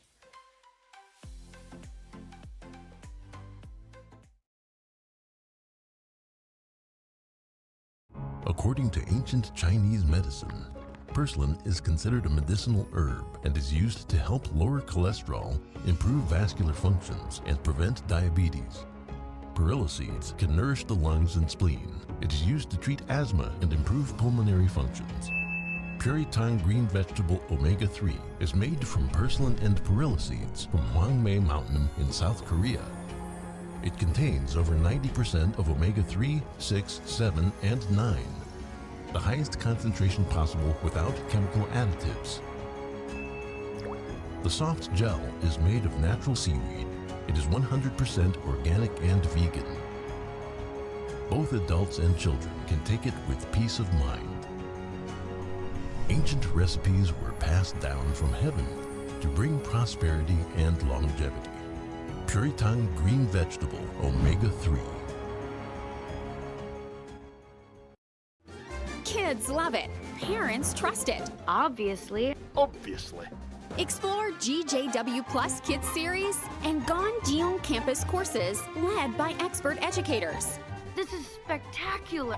Children will learn values like respect, responsibility, and knowledge in language, science, and more. Wow. All while having fun. Perfect. Subscribe today at GJW Plus Kids, where learning meets fun. Looking for a healthy and smooth-tasting brew? Drop by Days Coffee Roasters today and explore our wide selection of specialty-grade, small-batch roasted coffee. Home to North America's first enzyme-fermented coffee, we source a wide selection of specialty-grade coffee beans from around the world, and our baristas are ready to craft your customized brew. Visit Days Coffee at 28 North Street, Middletown, New York.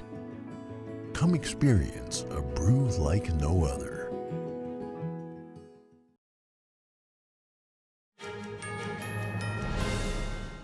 And welcome back to our special breaking coverage tonight. Joining us now is Tom Smith, retired NYPD detective and former member of the FBI and NYPD Joint Terrorism Task Force. He's also the host of the Gold Shield podcast. Tom, thank you so much for joining us tonight. Now, of course, it's still early hours right now. We do know so far there's 2 charges leveled against what is expected to be a lone shooter. But how are you reading what happened tonight so far? Yeah, it's very concerning because now there's information that he actually stayed in that hotel. So that means there was a real high level of planning when it came to this. And he probably did a forwarded look into the area, into that hotel, and maybe even had an action of where this was going to take place and how he was going to do it, which is very concerning. And that's part of this whole investigation that's going to take place with going into his background and now setting some sort of a timeline up of when this began and the other contacts that his social media is certainly going to come out with.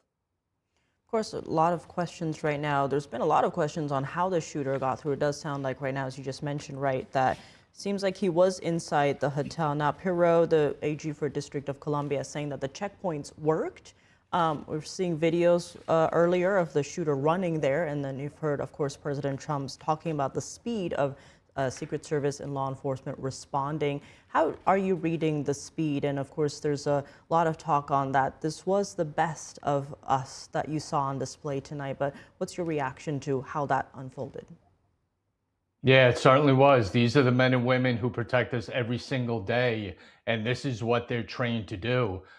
Take on an action like this. And you saw the speed in which they got to him, they apprehended him. And then on top of that, on the other side of the door is the quick speed that they took care of that room in clearing it and getting the president out of that room in a very, very quick manner. And that's what they do. And that's why they are held in such a high regard in what happens. But when you have an individual like this who is willing to maybe exchange his life to an opportunity to take out the president, those people are the most dangerous people around. And this is what they confronted tonight. I'm going to dig into that because so far we do have those two counts of charges: using a firearm during a crime of violence and assault on a federal officer using a dangerous weapon. What other charges could be coming if, President Trump was the target? Yeah, that could be. And that's why this is very early. And I can anticipate more charges going, depending on what they find and motives and maybe other connections that they have. There may be a terrorism charge down the road, depending on if there were any groups that were involved in this. And that's what going into his background and search warrants that are going to be conducted at his residence and possibly other residents as well, maybe to get a handle on if anyone else influenced him, if there was anyone else in the planning of this. So there may be, if anything, possibly a terrorism charge down the road. And when it comes to security, there's, many are saying there was very high levels of security. Of course, if he was in the hotel, that could be one way he was able to get to that checkpoint. The president tonight also saying, today we need levels of security that nobody's ever seen before. What might that look like going forward? Yeah, you may start to see more perimeters set up before getting to the actual event on the outside. So you may see more roads closed, more perimeter checks, even different layers of it. Take New York City example on New Year's Eve. Before you get to Times Square, there is about 4 levels of security that you need to get to before you get to watch the ball drop. And you may see that just across the board when it comes to security measures now, especially involving the president. And walk us through what you are watching out for next in terms of how this investigation is likely to plan out. Of course, we did hear FBI Director Kash Patel saying, FBI is already on the ground researching everything, looking through things. We're expecting more charges to come out potentially and more information for sure. But what are you watching out for in terms of what's next in this investigation? Yeah, what's next is what comes up in the search warrants that they're certainly going to be conducting overnight. And they're going to get search warrants for all his digital, footprints, his phones, his computers, anything like that. So you're going to get a really deep dive into what he's been doing in his life for a while. And I guarantee you, because it always happens, there's going to be a diary. There's going to be a manifesto somewhere that pops up, maybe not today, but maybe down the road, that may explain this even more. So you're going to get into that on top of also the FBI and the police are going to put together a timeline of, just events that happened in this individual's life leading up to tonight. And that's going to give a pretty good view of what he's been doing or contacts that he's been involved in leading up to this evening. Now, the FBI has reported that various divisions, such as the Criminal Division and the Crisis Response Team, are all working on any leads. What kind of leads could they be looking for? You talked about, of course, investigating his background, who could have motivated him, all of that, but what are the other avenues perhaps here? Yeah, they're going to get flooded with leads. This is just what happens. And that's why you have certain teams just dedicated just to that, just to fielding tips that are going to come in. And some of them are going to be people who knew him, people who went to school with him, people who might have worked with him, and giving their opinions about what he is or his feelings about certain things going on in this country, particularly about the president. So those are the leads kind of I anticipate. You may get leads from other departments that may recognize him, that may have had run-ins with this individual. So the leads are going to be kind of all over the place. And that's why it's great that they have already stepped up and given that to two different units to handle, so the other investigators don't have to be boggled down with that. They can continue doing what they're doing, and the lead section is going to take care of that. Now, the man who was apprehended was armed with a shotgun, a handgun, and multiple knives. What can we infer from that? Yeah, I mean, I'm very curious about the handgun. The shotgun are very, I don't want to say easy to get, but much more easier to get than a handgun. So where that handgun came from, who owns it, serial numbers, track that gun. ATF is going to be involved in that, I'm sure, with running down every part of that handgun and see how he obtained it. And that's going to be another big part of this. Did someone get it for him? Is it somebody else's gun? So that's what I mean, like down the line, other steps with this investigation are going to come through. Probably by morning, you may see a couple of changes when it comes to this case. And when it comes to the Secret Service, President Trump says that Secret Service did a much better job than Butler. Of course, Butler was an outside event. What is your thought on that?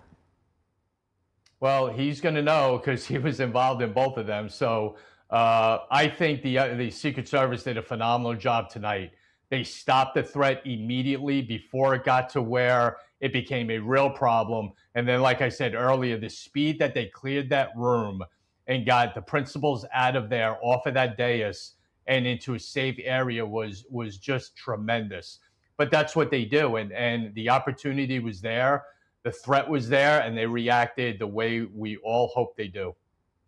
Now, talk to us about how complicated it is to secure a space like this. President Trump, of course, saying that this is why we need that ballroom, because it can be more secure. There was other reporting that today was already quite secure, but talk to us about that process. Yeah, when you're dealing with a place like the Hilton, and I've been there numerous times, I'm actually going there in a couple of weeks. You know, you have a event that the president is attending, but is also still a working hotel where there's other people there for other events and staying there maybe on vacation or whatever they may be doing while they're in Washington, D.C. So you have to take that into account as well as the area. You know, people are going to come and go out of that hotel just because they have other things that they're doing, not just the news correspondents dinner. So to secure an area like this is a monumental task. And you need multiple agencies to deal with that. The FBI, Washington, probably other government agencies that were tasked to do certain things with the security of this place. But it is and it's a huge hotel. I mean, it is a big campus. It is a big area. And there's a lot to do there when it comes to the security of this hotel. And right now, of course, authorities are saying that they are sure this is a lone wolf. How do you think they can be sure, given how early it is in the investigation so far? Yeah, I think at this point they're hoping, because maybe every indication they have one guy. They may have done a really quick dump into certain things about him that are leading to that. But like I said, this is very early in this investigation, and it could change in the next couple of hours. It could change by morning, and we're just going to have to let the Secret Service and the FBI do their job and see where it goes. And President Trump asked all Americans to recommit with their hearts in resolving our differences peacefully. Do you think this could bring some unity to our country? It may for a little while, but you look back at Butler, you know, when he actually got hit by a sniper, and that lasted for a couple of days. And now this is the fourth attempt on his life. So that is, we're going to have to see and wait, but you hope the temperature just comes down, because it's at an epic level right now where you're giving these individuals fuel to act like this.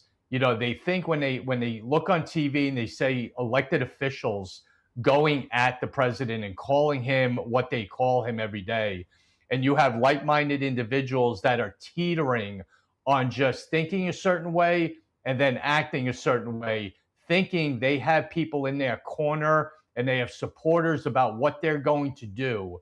That's very dangerous. So that is a big reason why the political temperature and the political violence just has to get to a point where it stops, because if it doesn't stop on the rhetoric level, the actions are going to keep happening. Well, Tom Smith, thank you so much for joining us tonight. Thank you for having me. Have a great night. And we will be giving you more updates after a very quick break. Stay with us.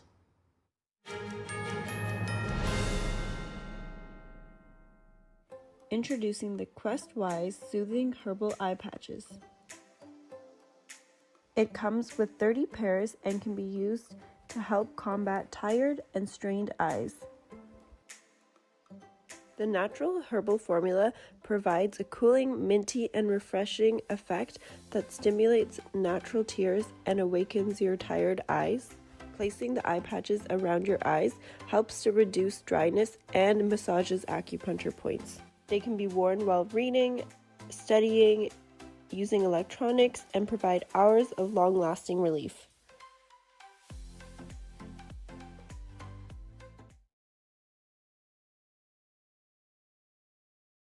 According to ancient Chinese medicine, purslane is considered a medicinal herb and is used to help lower cholesterol, improve vascular functions, and prevent diabetes. Perilla seeds can nourish the lungs and spleen. It is used to treat asthma and improve pulmonary functions. Puritang green vegetable omega-3 is made from purslane and perilla seeds from Hwangmae Mountain in South Korea. It contains over 90% of omega-3, 6, 7, and 9, the highest concentration possible without chemical additives. The soft gel is made of natural seaweed. It is 100% organic and vegan. Both adults and children can take it with peace of mind. Ancient recipes were passed down from heaven to bring prosperity and longevity. Puritang green vegetable omega-3.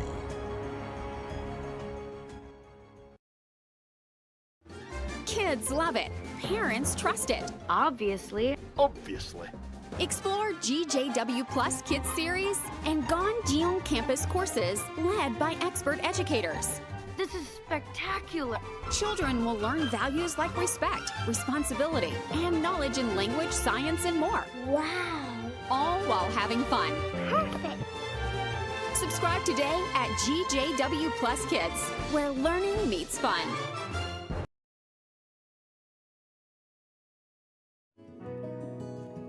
Looking for a healthy and smooth-tasting brew? Drop by Days Coffee Roasters today and explore our wide selection of specialty-grade, small-batch roasted coffee. Home to North America's first enzyme-fermented coffee, we source a wide selection of specialty-grade coffee beans from around the world, and our baristas are ready to craft your customized brew. Visit Days Coffee at 28 North Street, Middletown, New York. Come experience a brew like no other.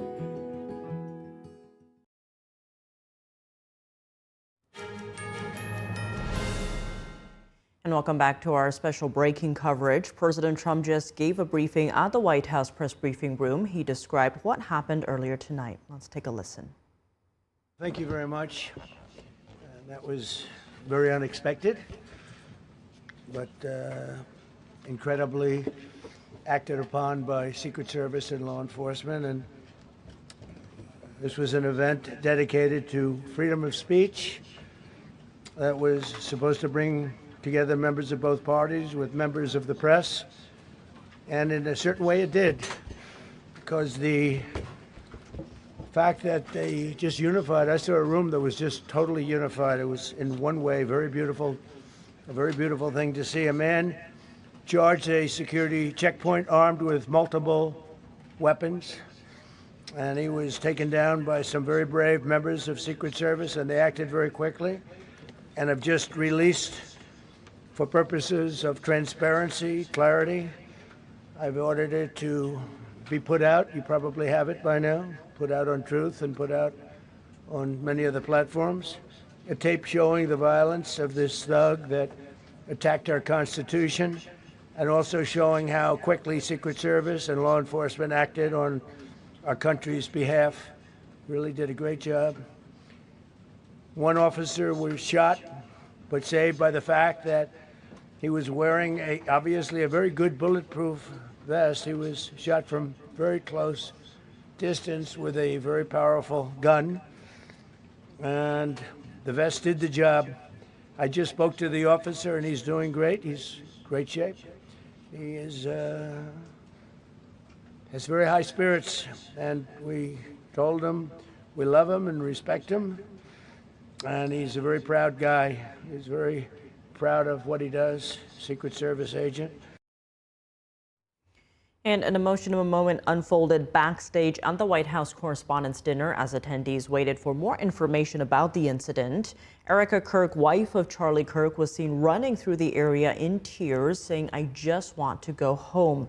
That's according to a poll report. She was escorted out of the building as guests were being held, and security continues to assess the situation. And here's a clip of Janine Pirro, the U.S. Attorney for the District of Columbia, describing what she experienced immediately after the incident. Take a listen. I'm at the Washington Hilton. I've been taken out of the main ballroom after the sound of the shots fired. The Secret Service is now in charge of this building, this hotel. I just spoke to Mayor Muriel Bowser. She is on her way, and Chief Jeffrey Carroll is on his way. He will be in charge as soon as he gets here. And the shooting took place at the Washington Hilton. It's one of the most well-known event venues in the nation's capital. President Trump has boycotted the dinner throughout his first term and also skipped it again after returning to office for his second term. The last time he attended before that was in 2015. It's a major hub for high-profile events. The venue regularly hosts large national gatherings, including the annual White House Correspondents' Dinner. The hotel is also a historically significant location. It's the same site where President Ronald Reagan survived an assassination attempt back in 1981. And we do now have with us NTD's Washington Bureau Chief Steve Lance and White House Correspondent Iris Tao. Thank you both so much for joining us. I think we actually have Mario Tsu with us there.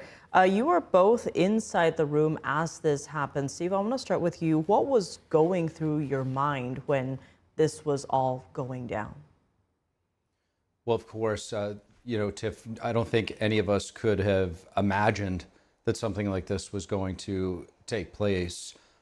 Security was extremely high. You go through the metal detectors. Once you make it through that point, you really feel pretty safe, and that, that's pretty much the last thing in your mind, especially indoors, right? It's one thing in Butler, Pennsylvania, but we're indoors at the Washington Hilton, right? And so when it started to ring out, we're sitting inside at the table, and we start to see, or I saw, everybody's experience was different, a Secret Service or a plainclothes police officer draw his gun, and it appeared like he was firing it, but in the sort of fog of war, if you will, and the chaos in that moment, it was hard to tell. You started to hear glasses smashing everywhere and people taking cover under the tables. And then what unfolded sort of after that was a totally different situation. And Mari, we also have with us Mario Tsu, our White House correspondent there. I saw you posted about this online. Talk to us about that moment. I can only imagine how terrifying it must have been. What was it like in that moment? Sure, Tiff. Yeah, so to Steve's point, it was first, for me, utter commotion. Of course, we'd just begun our first course there, and a lot of us were just, still eating, getting acquainted with everyone else who was seated at our table, and it was quite loud. Everyone's mingling. There are people getting up and walking all around you, and it's there's quite a spectacle aspect to it as well. All of the cabinet members are there, and so everyone's, looking around, trying to recognize folks. And I do hear, though, about 4 or 5 shots ring out. Now, unfortunately, We know I covered the National Guard incident here that happened back in November, and I have unfortunately in my life been exposed to gunshots. I know what they sound like, and so immediately I'm aware that something is off, something is wrong. I turn my head back to the back wall of the ballroom where I see commotion but don't really know what's going on. Some men are, it looks like pushing people out of the way. And suddenly I see everyone around me screaming, dropping to the ground, a woman at my table, running under the table and holding herself under there. A lot of other women around me starting to cry and scream. And in a couple of seconds, I myself to get down beneath the table, but I'm trying to peek my eyes. There's the kind of first gut reaction side of me, but then there's also the reporter side of me. So I'm trying to peek my eyes above the table, and I just start to see Secret Service literally running on the tables, breaking glass as they're trying to get to the front. I wasn't able to see President Trump. I know he got to safety very quickly and was escorted out of the room, but I did start to see, and as people started to peek their heads above the tables, the FBI director, Kash Patel, and others being escorted out. So it was a moment just of commotion and very terrifying, and lots of people around me were, crying and screaming. So yeah, I think especially, really, really frightening given the prior precedent with the president's assassination attempts, and this more recent one in Butler. We did hear President Trump talking about that in his press briefing, also saying that Melania, of course, First Lady, knew what happened immediately, right? She's been quite afraid for him. Steve, I want to go back to your earlier point, if I can, where sounds like a lot of confusion in that moment. What happened right after? What were people talking about? Was there chaos? How did all of you exit the building? Yeah, there was, I think, a lot of shock. A lot of confusion when we were initially down there, and as we're sort of gathering our thoughts and coming up above the tables after being under the tables, you start to see, like Mari said, the different cabinet members. We saw the FBI director being whisked away. We saw the defense secretary, or Secretary of War Pete Hegseth, being taken away. RFK Jr. The health secretary, there were members of Congress there that were, being escorted out. It was really sort of a surreal, bizarre situation, a real sad situation. And to your point, Tiff, you mentioned the First Lady. We then, eventually, there were different phases. We stood around because we didn't know if it was going to resume. The president had truthed out that possibility.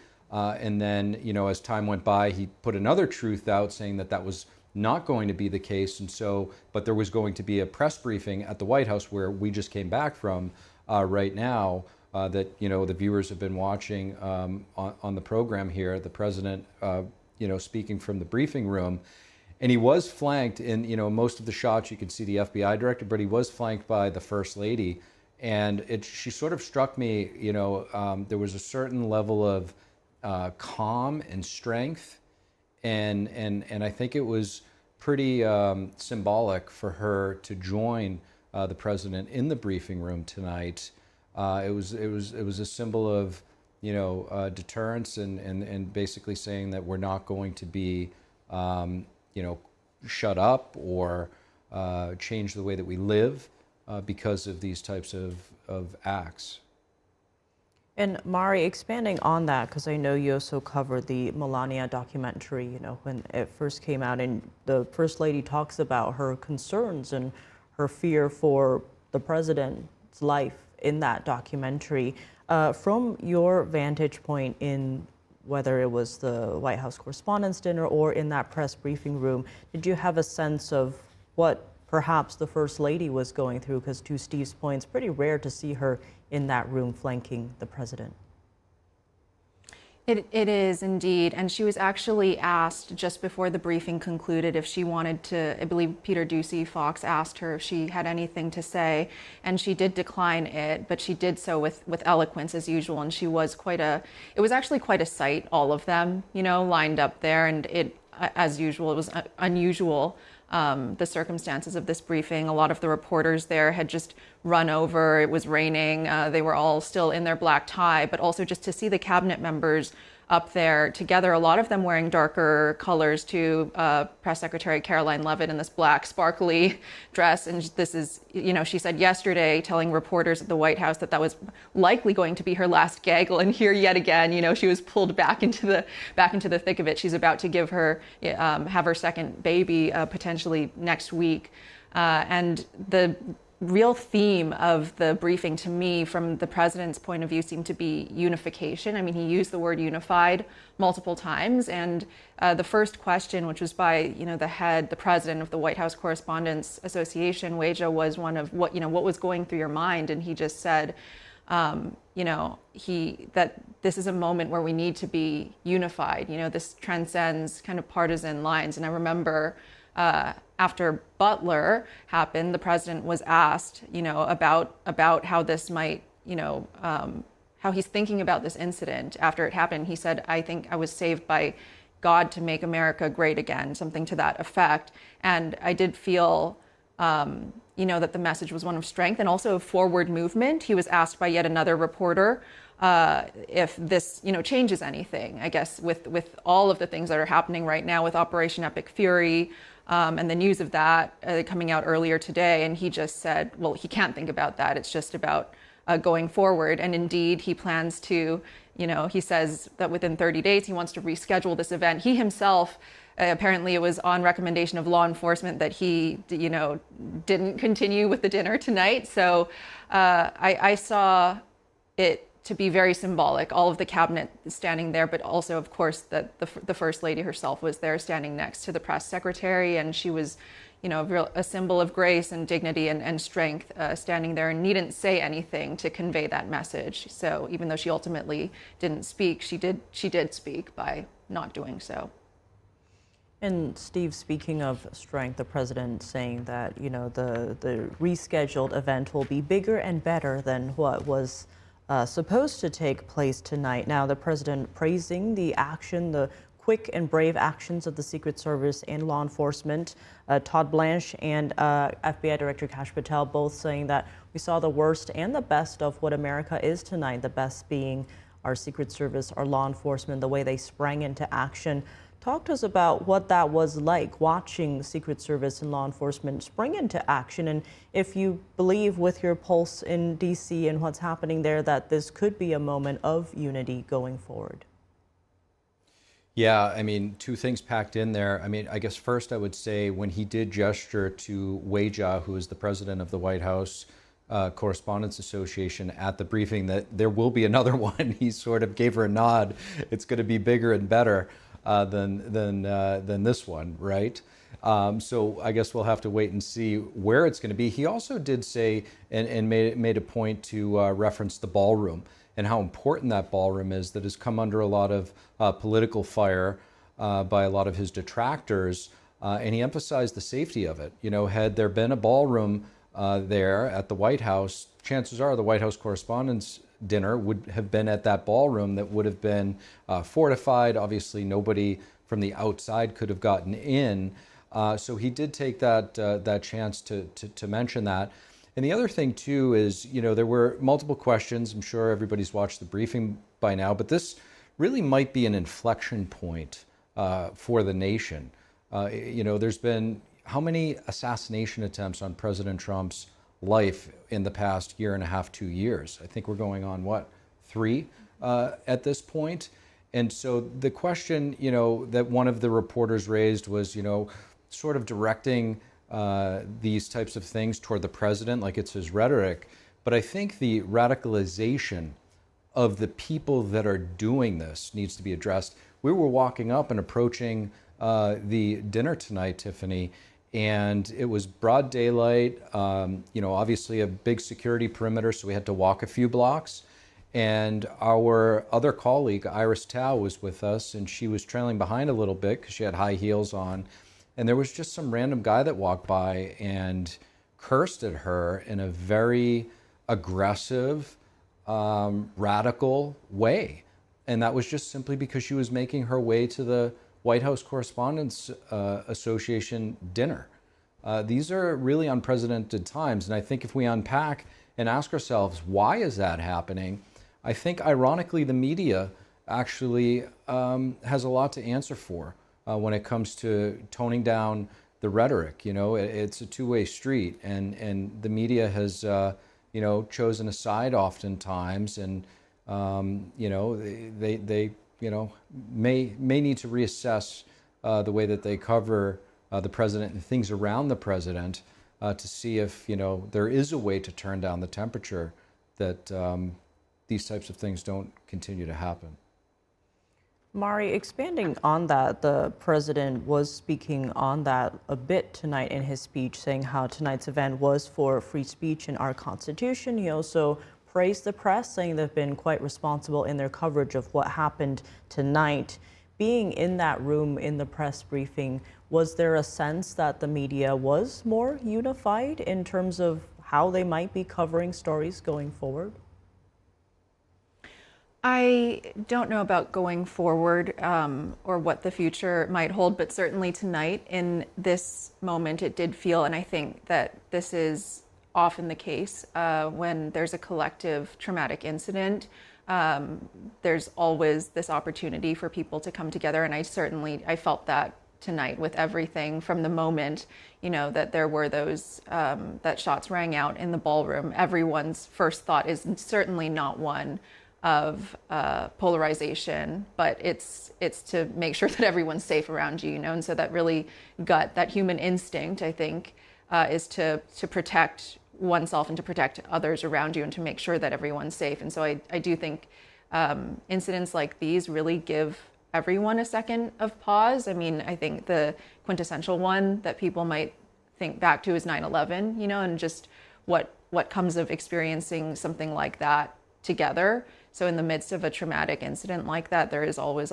this opportunity for a kind of therapeutic or collective reparative response. And I certainly felt that not only in the ballroom and everyone, you know, then wanting, of course, to get fresh information, but also inquiring about how everyone's emotional state is there at the Hilton. And as we said, as information was still emerging, everyone is just kind of milling around in the lobby, but there's kind of this quiet, this sense of goodwill. And then we saw, as Steve and I were making our way to the briefing room, lots of other reporters, you know, women reporters running in their high heels and men in their tuxes trying to get there, you know, and the line, the longest I've ever seen it to get into the briefing room, in a packed briefing room. And so certainly there was a sense of unification there. And I think even the president of the White House Correspondents Association, her first question, you know, was one of just inquiring about, you know, what was running through your mind. And it certainly, I was able to hear on my way, Weijia talking about, you know, she was seated right next to him, and I think in conversation with him at that very moment. It sounded a little bit like her voice might have been shaking, recounting that. And so just, I think in that moment, you don't think about politics at all. The first thing that goes through your mind is, you know, is this human being in front of me okay, and are we okay? So certainly tonight, I can say it feels like there's an opportunity for, or a sense of unification. I don't know if this will hold tomorrow. Hopefully it will. But yeah, I think that these moments have that tremendous opportunity. And if I could add to that, Tiffany, you know, if anybody knows who Weijia is, which company is ABC or CBS? ABC or CBS. I think it's CBS. Yeah, it's either ABC or CBS. She's their White House correspondent, CBS, and she, you know, has quite a history and a track record with President Trump. You know, they weren't always, you know, having the most cordial of exchanges, one might say, inside of the White House briefing room. But tonight, the tone and tenor was totally different, as you would imagine, afterwards. So that is, you know, heartening to see. And, you know, just going back to some of the points that Mari was making and what it was like inside of the hall where we were at the Hilton. You know, you have to keep in mind it's the White House Correspondents' dinner, but it's not all television people and reporters that are there. Like Mari said, you know, she's experienced some trauma previously. Most reporters have been in difficult places. So we're a little bit, more seasoned for these types of, breaking, traumatic experiences. But like I said, not everybody, there were, spouses there were people from other industry, other walks of life, and not everybody processes these types of things the same. And you could clearly see a lot of people were shaken by it. And when I say shaken, they were, borderline hysterical. Many people were crying. You could overhear people on the phone saying, I'm still shaking, I'm still trembling. So we don't want to minimize sort of the seriousness of it. Although everybody was safe, it was really a traumatic experience for a lot of people. And so I think because of the weight of the event, especially those that experienced it, the whole White House press corps and the media at large was there. It's not just the White House press people. I mean, people from CNN, Fox News, NBC, like the big personalities that are based in New York and have the big shows out of New York were all in attendance here and witnessed this and experienced it. And so it was really, visceral for everybody. So it'll be interesting to see how the media covers the president after this event that everybody experienced. It wasn't like Butler, Pennsylvania, where you had a few beat reporters out there that actually felt it. Our own Iris Tao was there and experienced that. This was pretty much, everybody in the news, consolidated in one place experiencing this at one time. Speaking of that, Mari, if I could, FBI Director Kash Patel in the press briefing was saying that the very best unite us in a time of uncertainty. There's a lot of praise on the way Secret Service and law enforcement acted tonight. From your vantage point and what you experienced, is there a sense of that seeing those people spring into action, could that give one a sense of hope that there is something better that could be awaiting? Certainly. I mean, it was, as I said, my first kind of view of the Secret Service was that very dramatic viewpoint with my eyes just peeking over the table there and seeing them running across tables to get to the front. And to put it into perspective too, this is the most crowded ballroom I've ever been in. So I mean, the distance there was from between them in the back and the president there at the head table was quite large. I don't know exactly how far, but they had to, and the tables are packed too. It's notoriously difficult to kind of get around them. The space in between tables is really not much, and so they were running, and so you hear the sound of glass breaking as they're trying to get up to the front. And I believe, can correct me if I'm wrong, it was someone who I think was later identified as Dan Scavino began to chant almost immediately as this is happening, as the Secret Service is, you hear the sound of glass breaking and they're running, trying to get up there.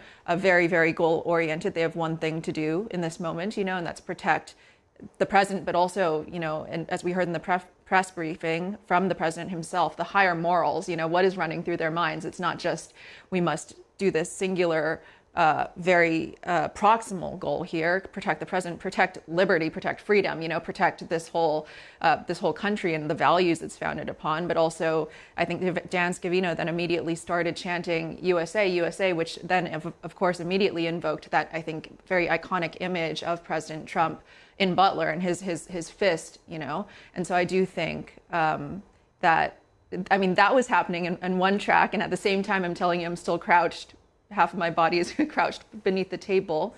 And I'm seeing, all of my kind of fellow reporters there still, many of them, as Steve said, cowering or still quite scared. And so that there's also just that, I think, human response. There's both that higher, more values-oriented, kind of patriotic, maybe transcendent response, but there's also the very, very kind of one-on-one, are you okay? And both of those are very unifying and uniting psychological responses, I think. The latter just being trying to care about the person in front of me, regardless of where they stand on a political spectrum, which seems so irrelevant, I think, in a life or death situation like that. And Steve, speaking of responses, President Trump saying that he was going to have a very rough speech tonight. He wanted the event to continue, but he's saying he's going to have a different tone for when the event is rescheduled.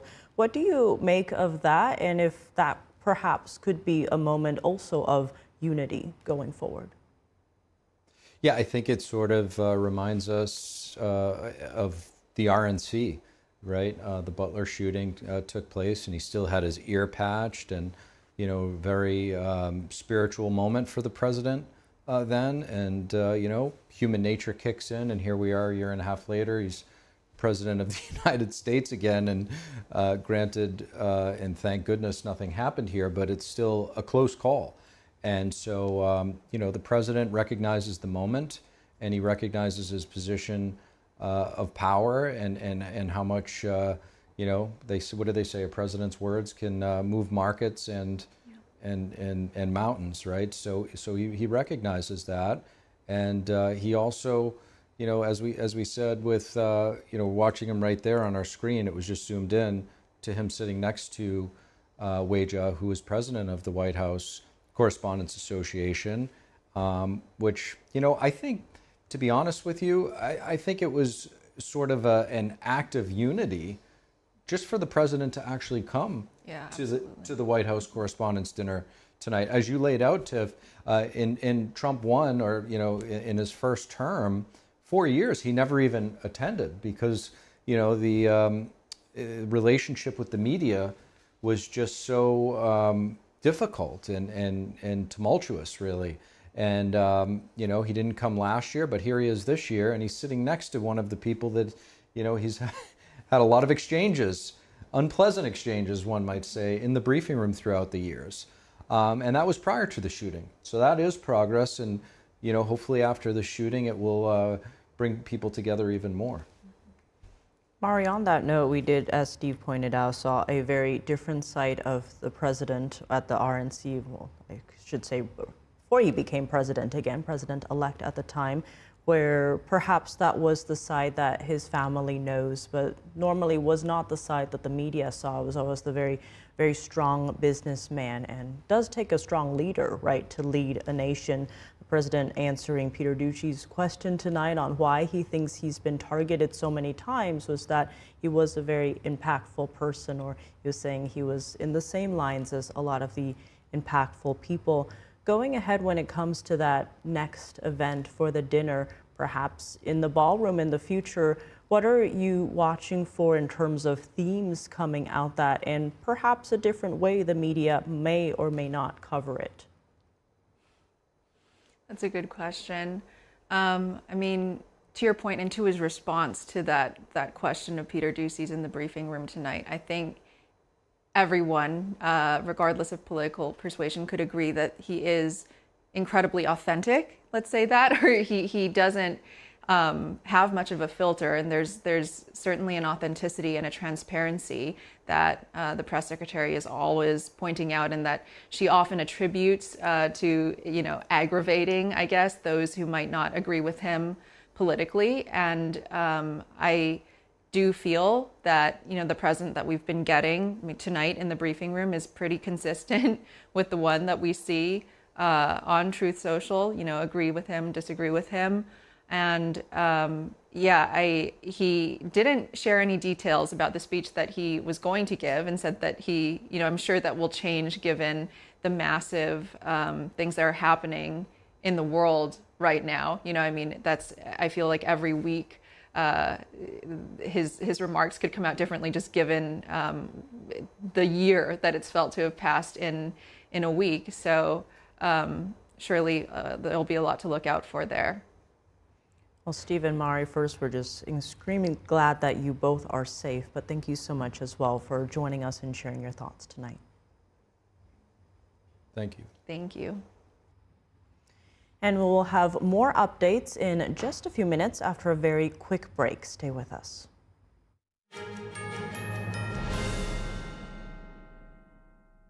Introducing the Quest Wise Soothing Herbal Eye Patches.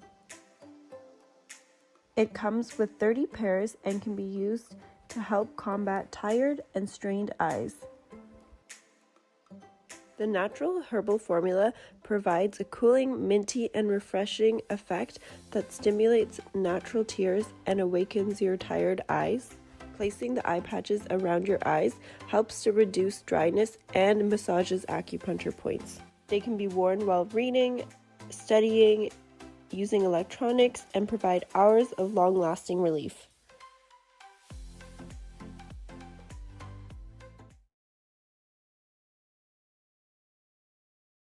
According to ancient Chinese medicine, purslane is considered a medicinal herb and is used to help lower cholesterol, improve vascular functions, and prevent diabetes.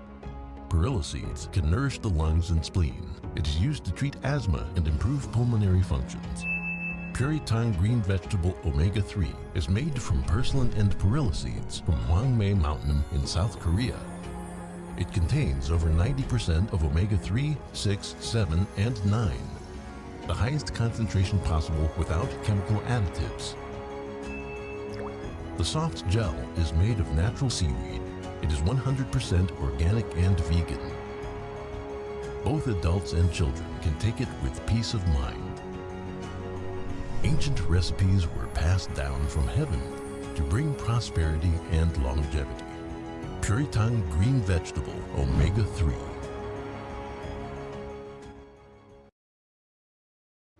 Kids love it. Parents trust it. Obviously.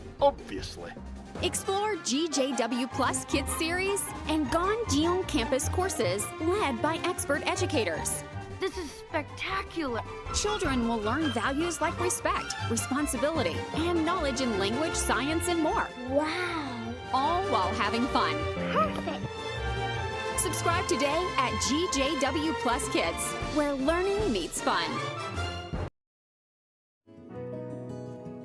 Looking for a healthy and smooth-tasting brew? Drop by Days Coffee Roasters today and explore our wide selection of specialty-grade, small-batch roasted coffee. Home to North America's first enzyme-fermented coffee, we source a wide selection of specialty-grade coffee beans from around the world, and our baristas are ready to craft your customized brew. Visit Days Coffee at 28 North Street, Middletown, New York. Come experience a brew like no other.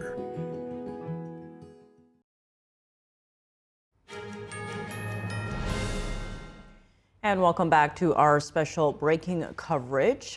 Just a few moments ago, the director of the U.S. Secret Service, Sean Curran, put out a statement saying, quote, "Tonight we saw exactly what our brave men and women do each and every day to protect our protectees. It's not easy, and I will tell you that they performed admirably. We got to see what they do, and that individual, when he was charged at checkpoint, was apprehended. It shows that our multi-layered protection works. And I am grateful to our partners that help assist us with building these sites and protecting these sites." Again, that's the statement from the director of the U.S. Secret Service. And earlier tonight, President Trump gave a briefing at the White House press briefing room. He described what happened earlier tonight. Let's take a listen. Thank you very much. That was very unexpected, but incredibly acted upon by Secret Service and law enforcement. And this was an event dedicated to freedom of speech that was supposed to bring together members of both parties with members of the press. And in a certain way it did, because the fact that they just unified, I saw a room that was just totally unified. It was in one way very beautiful, a very beautiful thing to see. A man charged a security checkpoint armed with multiple weapons, and he was taken down by some very brave members of Secret Service, and they acted very quickly and have just released, for purposes of transparency, clarity, I've ordered it to be put out. You probably have it by now, put out on Truth and put out on many other platforms. A tape showing the violence of this thug that attacked our Constitution, and also showing how quickly Secret Service and law enforcement acted on our country's behalf. Really did a great job. One officer was shot but saved by the fact that he was wearing obviously a very good bulletproof vest. He was shot from very close distance with a very powerful gun, and the vest did the job. I just spoke to the officer, and he's doing great. He's in great shape. He has very high spirits, and we told him we love him and respect him, and he's a very proud guy.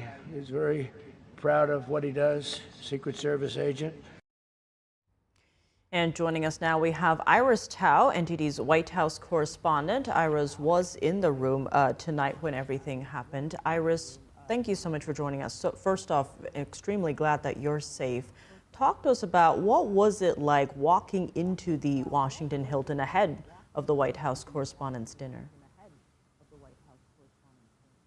Sure. So there is a security perimeter established around the Washington Hilton Hotel, but honestly, it's not that strictly enforced to some extent. It's unlike the White House. Once you come into the campus, you have to scan your press pass and already go through metal detectors and have your bags searched and scanned. But for the Washington Hilton tonight, where of course thousands of reporters gathered and the president was there, the outside perimeter, all you need to do is really to flash your ticket, and they don't check your ID or they don't check your bag all the way until you're just actually very close to the ballroom. So you walk into that campus of that hotel, and then you enter the hotel, and then it's not until you go down to the floor where it's really close to the ballroom until you see metal detectors as well as security personnel checking your bags and your tickets again, and then for you to go in. But throughout that process, it's very different than, say, when you come into the White House or come into even a rally. Of course, we've been to so many rallies with President Trump. Usually the security checkpoint is where people need to go in already. It's not like up until where you really get close to the stage. But tonight at the hotel, as it's always been actually for the past years, we've also been to the White House Correspondents' Association dinner. That security metal detector isn't really until before you enter the ballroom, which is where the incident happened tonight. Very close, and where we're sitting, we were able to hear very clearly the shots fired in our back, and hence why everybody really just hit the floor, and in case the shooter was inside the ballroom. Tiff. And Iris, tonight, of course, was indoors. You were actually there at Butler, Pennsylvania, where that first assassination attempt on President Trump's life, then candidate President Trump's life, took place. How did tonight compare with Butler? So honestly, to some extent, it's shockingly similar. As reporters, we heard clear shots. It's a few seconds of silence when everybody was just trying to process what they just heard. And after a few seconds, everybody heard screaming or like shouting. Tonight, I believe, at the dinner venue inside a ballroom, somebody yelled, "Shots fired, get down, get down." And once we heard that, of course, immediately following the shots, the sound of the shots, everybody just hit the floor. A lot of us were actually underneath the table.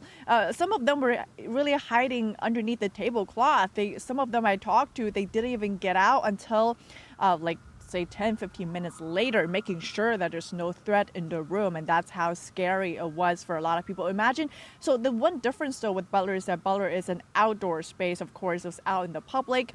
And while there was potentially, shots fired, people were concerned, but they were almost immediately evacuated very rapidly outside through the exit. But tonight inside the ballroom, it was a very crowded space indoors, and most people actually stayed behind, including us, to wait and see what's going to happen. So at one point, the security personnel was still checking the venue, and I got up really close to the main stage to check what's going on there. And at one point, I heard that they're going to resume the dinner. The association's director actually, the president of the White House Correspondents Association actually came out to say that they are resuming. And you can literally see the waivers, the hotel personnel were redecorating the main table. Before, of course, when they were rushed out, everything was left in a mess. But they were really trying to fold the napkins back up, put the glasses back up. They were pouring the water again in the glasses.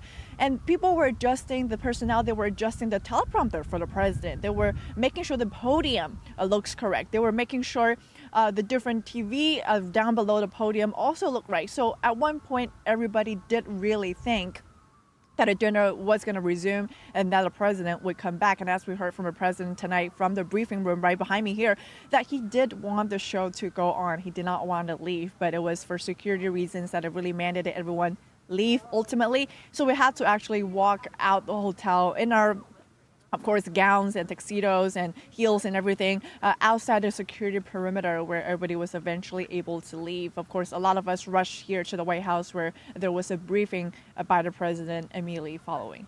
Tiff. Quite the night for sure. And as you mentioned, there was that press briefing by the president. What was it like in that room for the briefing? What can you tell us about that? Sure. So it's definitely almost one of the most special briefings, as you can imagine. The president still wearing his tuxedo. A lot of us reporters still in our evening gowns as we just literally rushed here. I biked here in my evening gown actually because the Ubers weren't getting us anywhere using given the security perimeter. So of course most reporters rushed here on very short notice, and the president of course gave us some details about what happened tonight. His account of the incident, he said, "We wanted to stay tonight. I fought like hell to stay," adding that he thought first there was a tray that clattered on the ground when the suspect charged the White House Correspondents' Dinner at the metal detector area, adding that he and the First Lady were whisked away without much time to think. And if you see that footage of them sitting at the head table, can really see that they didn't quite hear or didn't quite detect what was happening when the shots were fired until security personnel, Secret Service really rushed them away. Of course, now we'll have some details from law enforcement as well as from the White House about what exactly happened. The suspect, a 31-year-old from California, will now face 2 charges, according to U.S. Attorney Janine Pirro.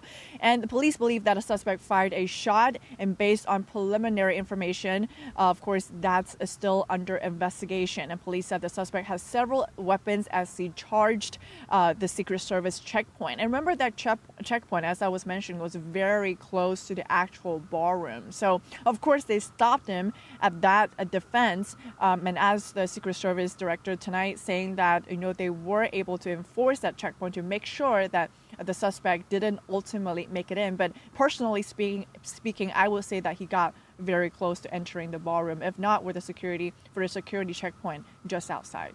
Tiff. Well, we're glad you and everyone else is safe tonight. Aristel, thank you so much for joining us. And that is all for our special coverage tonight about the shooting incident at the White House Correspondents' Dinner in Washington, D.C. Just to briefly recap it for you, a shooter opened fire at the event. A Secret Service agent got shot, but a vest saved his life. The shooter was taken into custody. President Trump and all cabinet officials are safe. He thanked the Secret Service for their great work and said the dinner will be rescheduled within a month. We'll keep you updated on that. And that's all for this evening's special coverage. Thank you for tuning in. I'm Tiffany Meyer, and have a good night.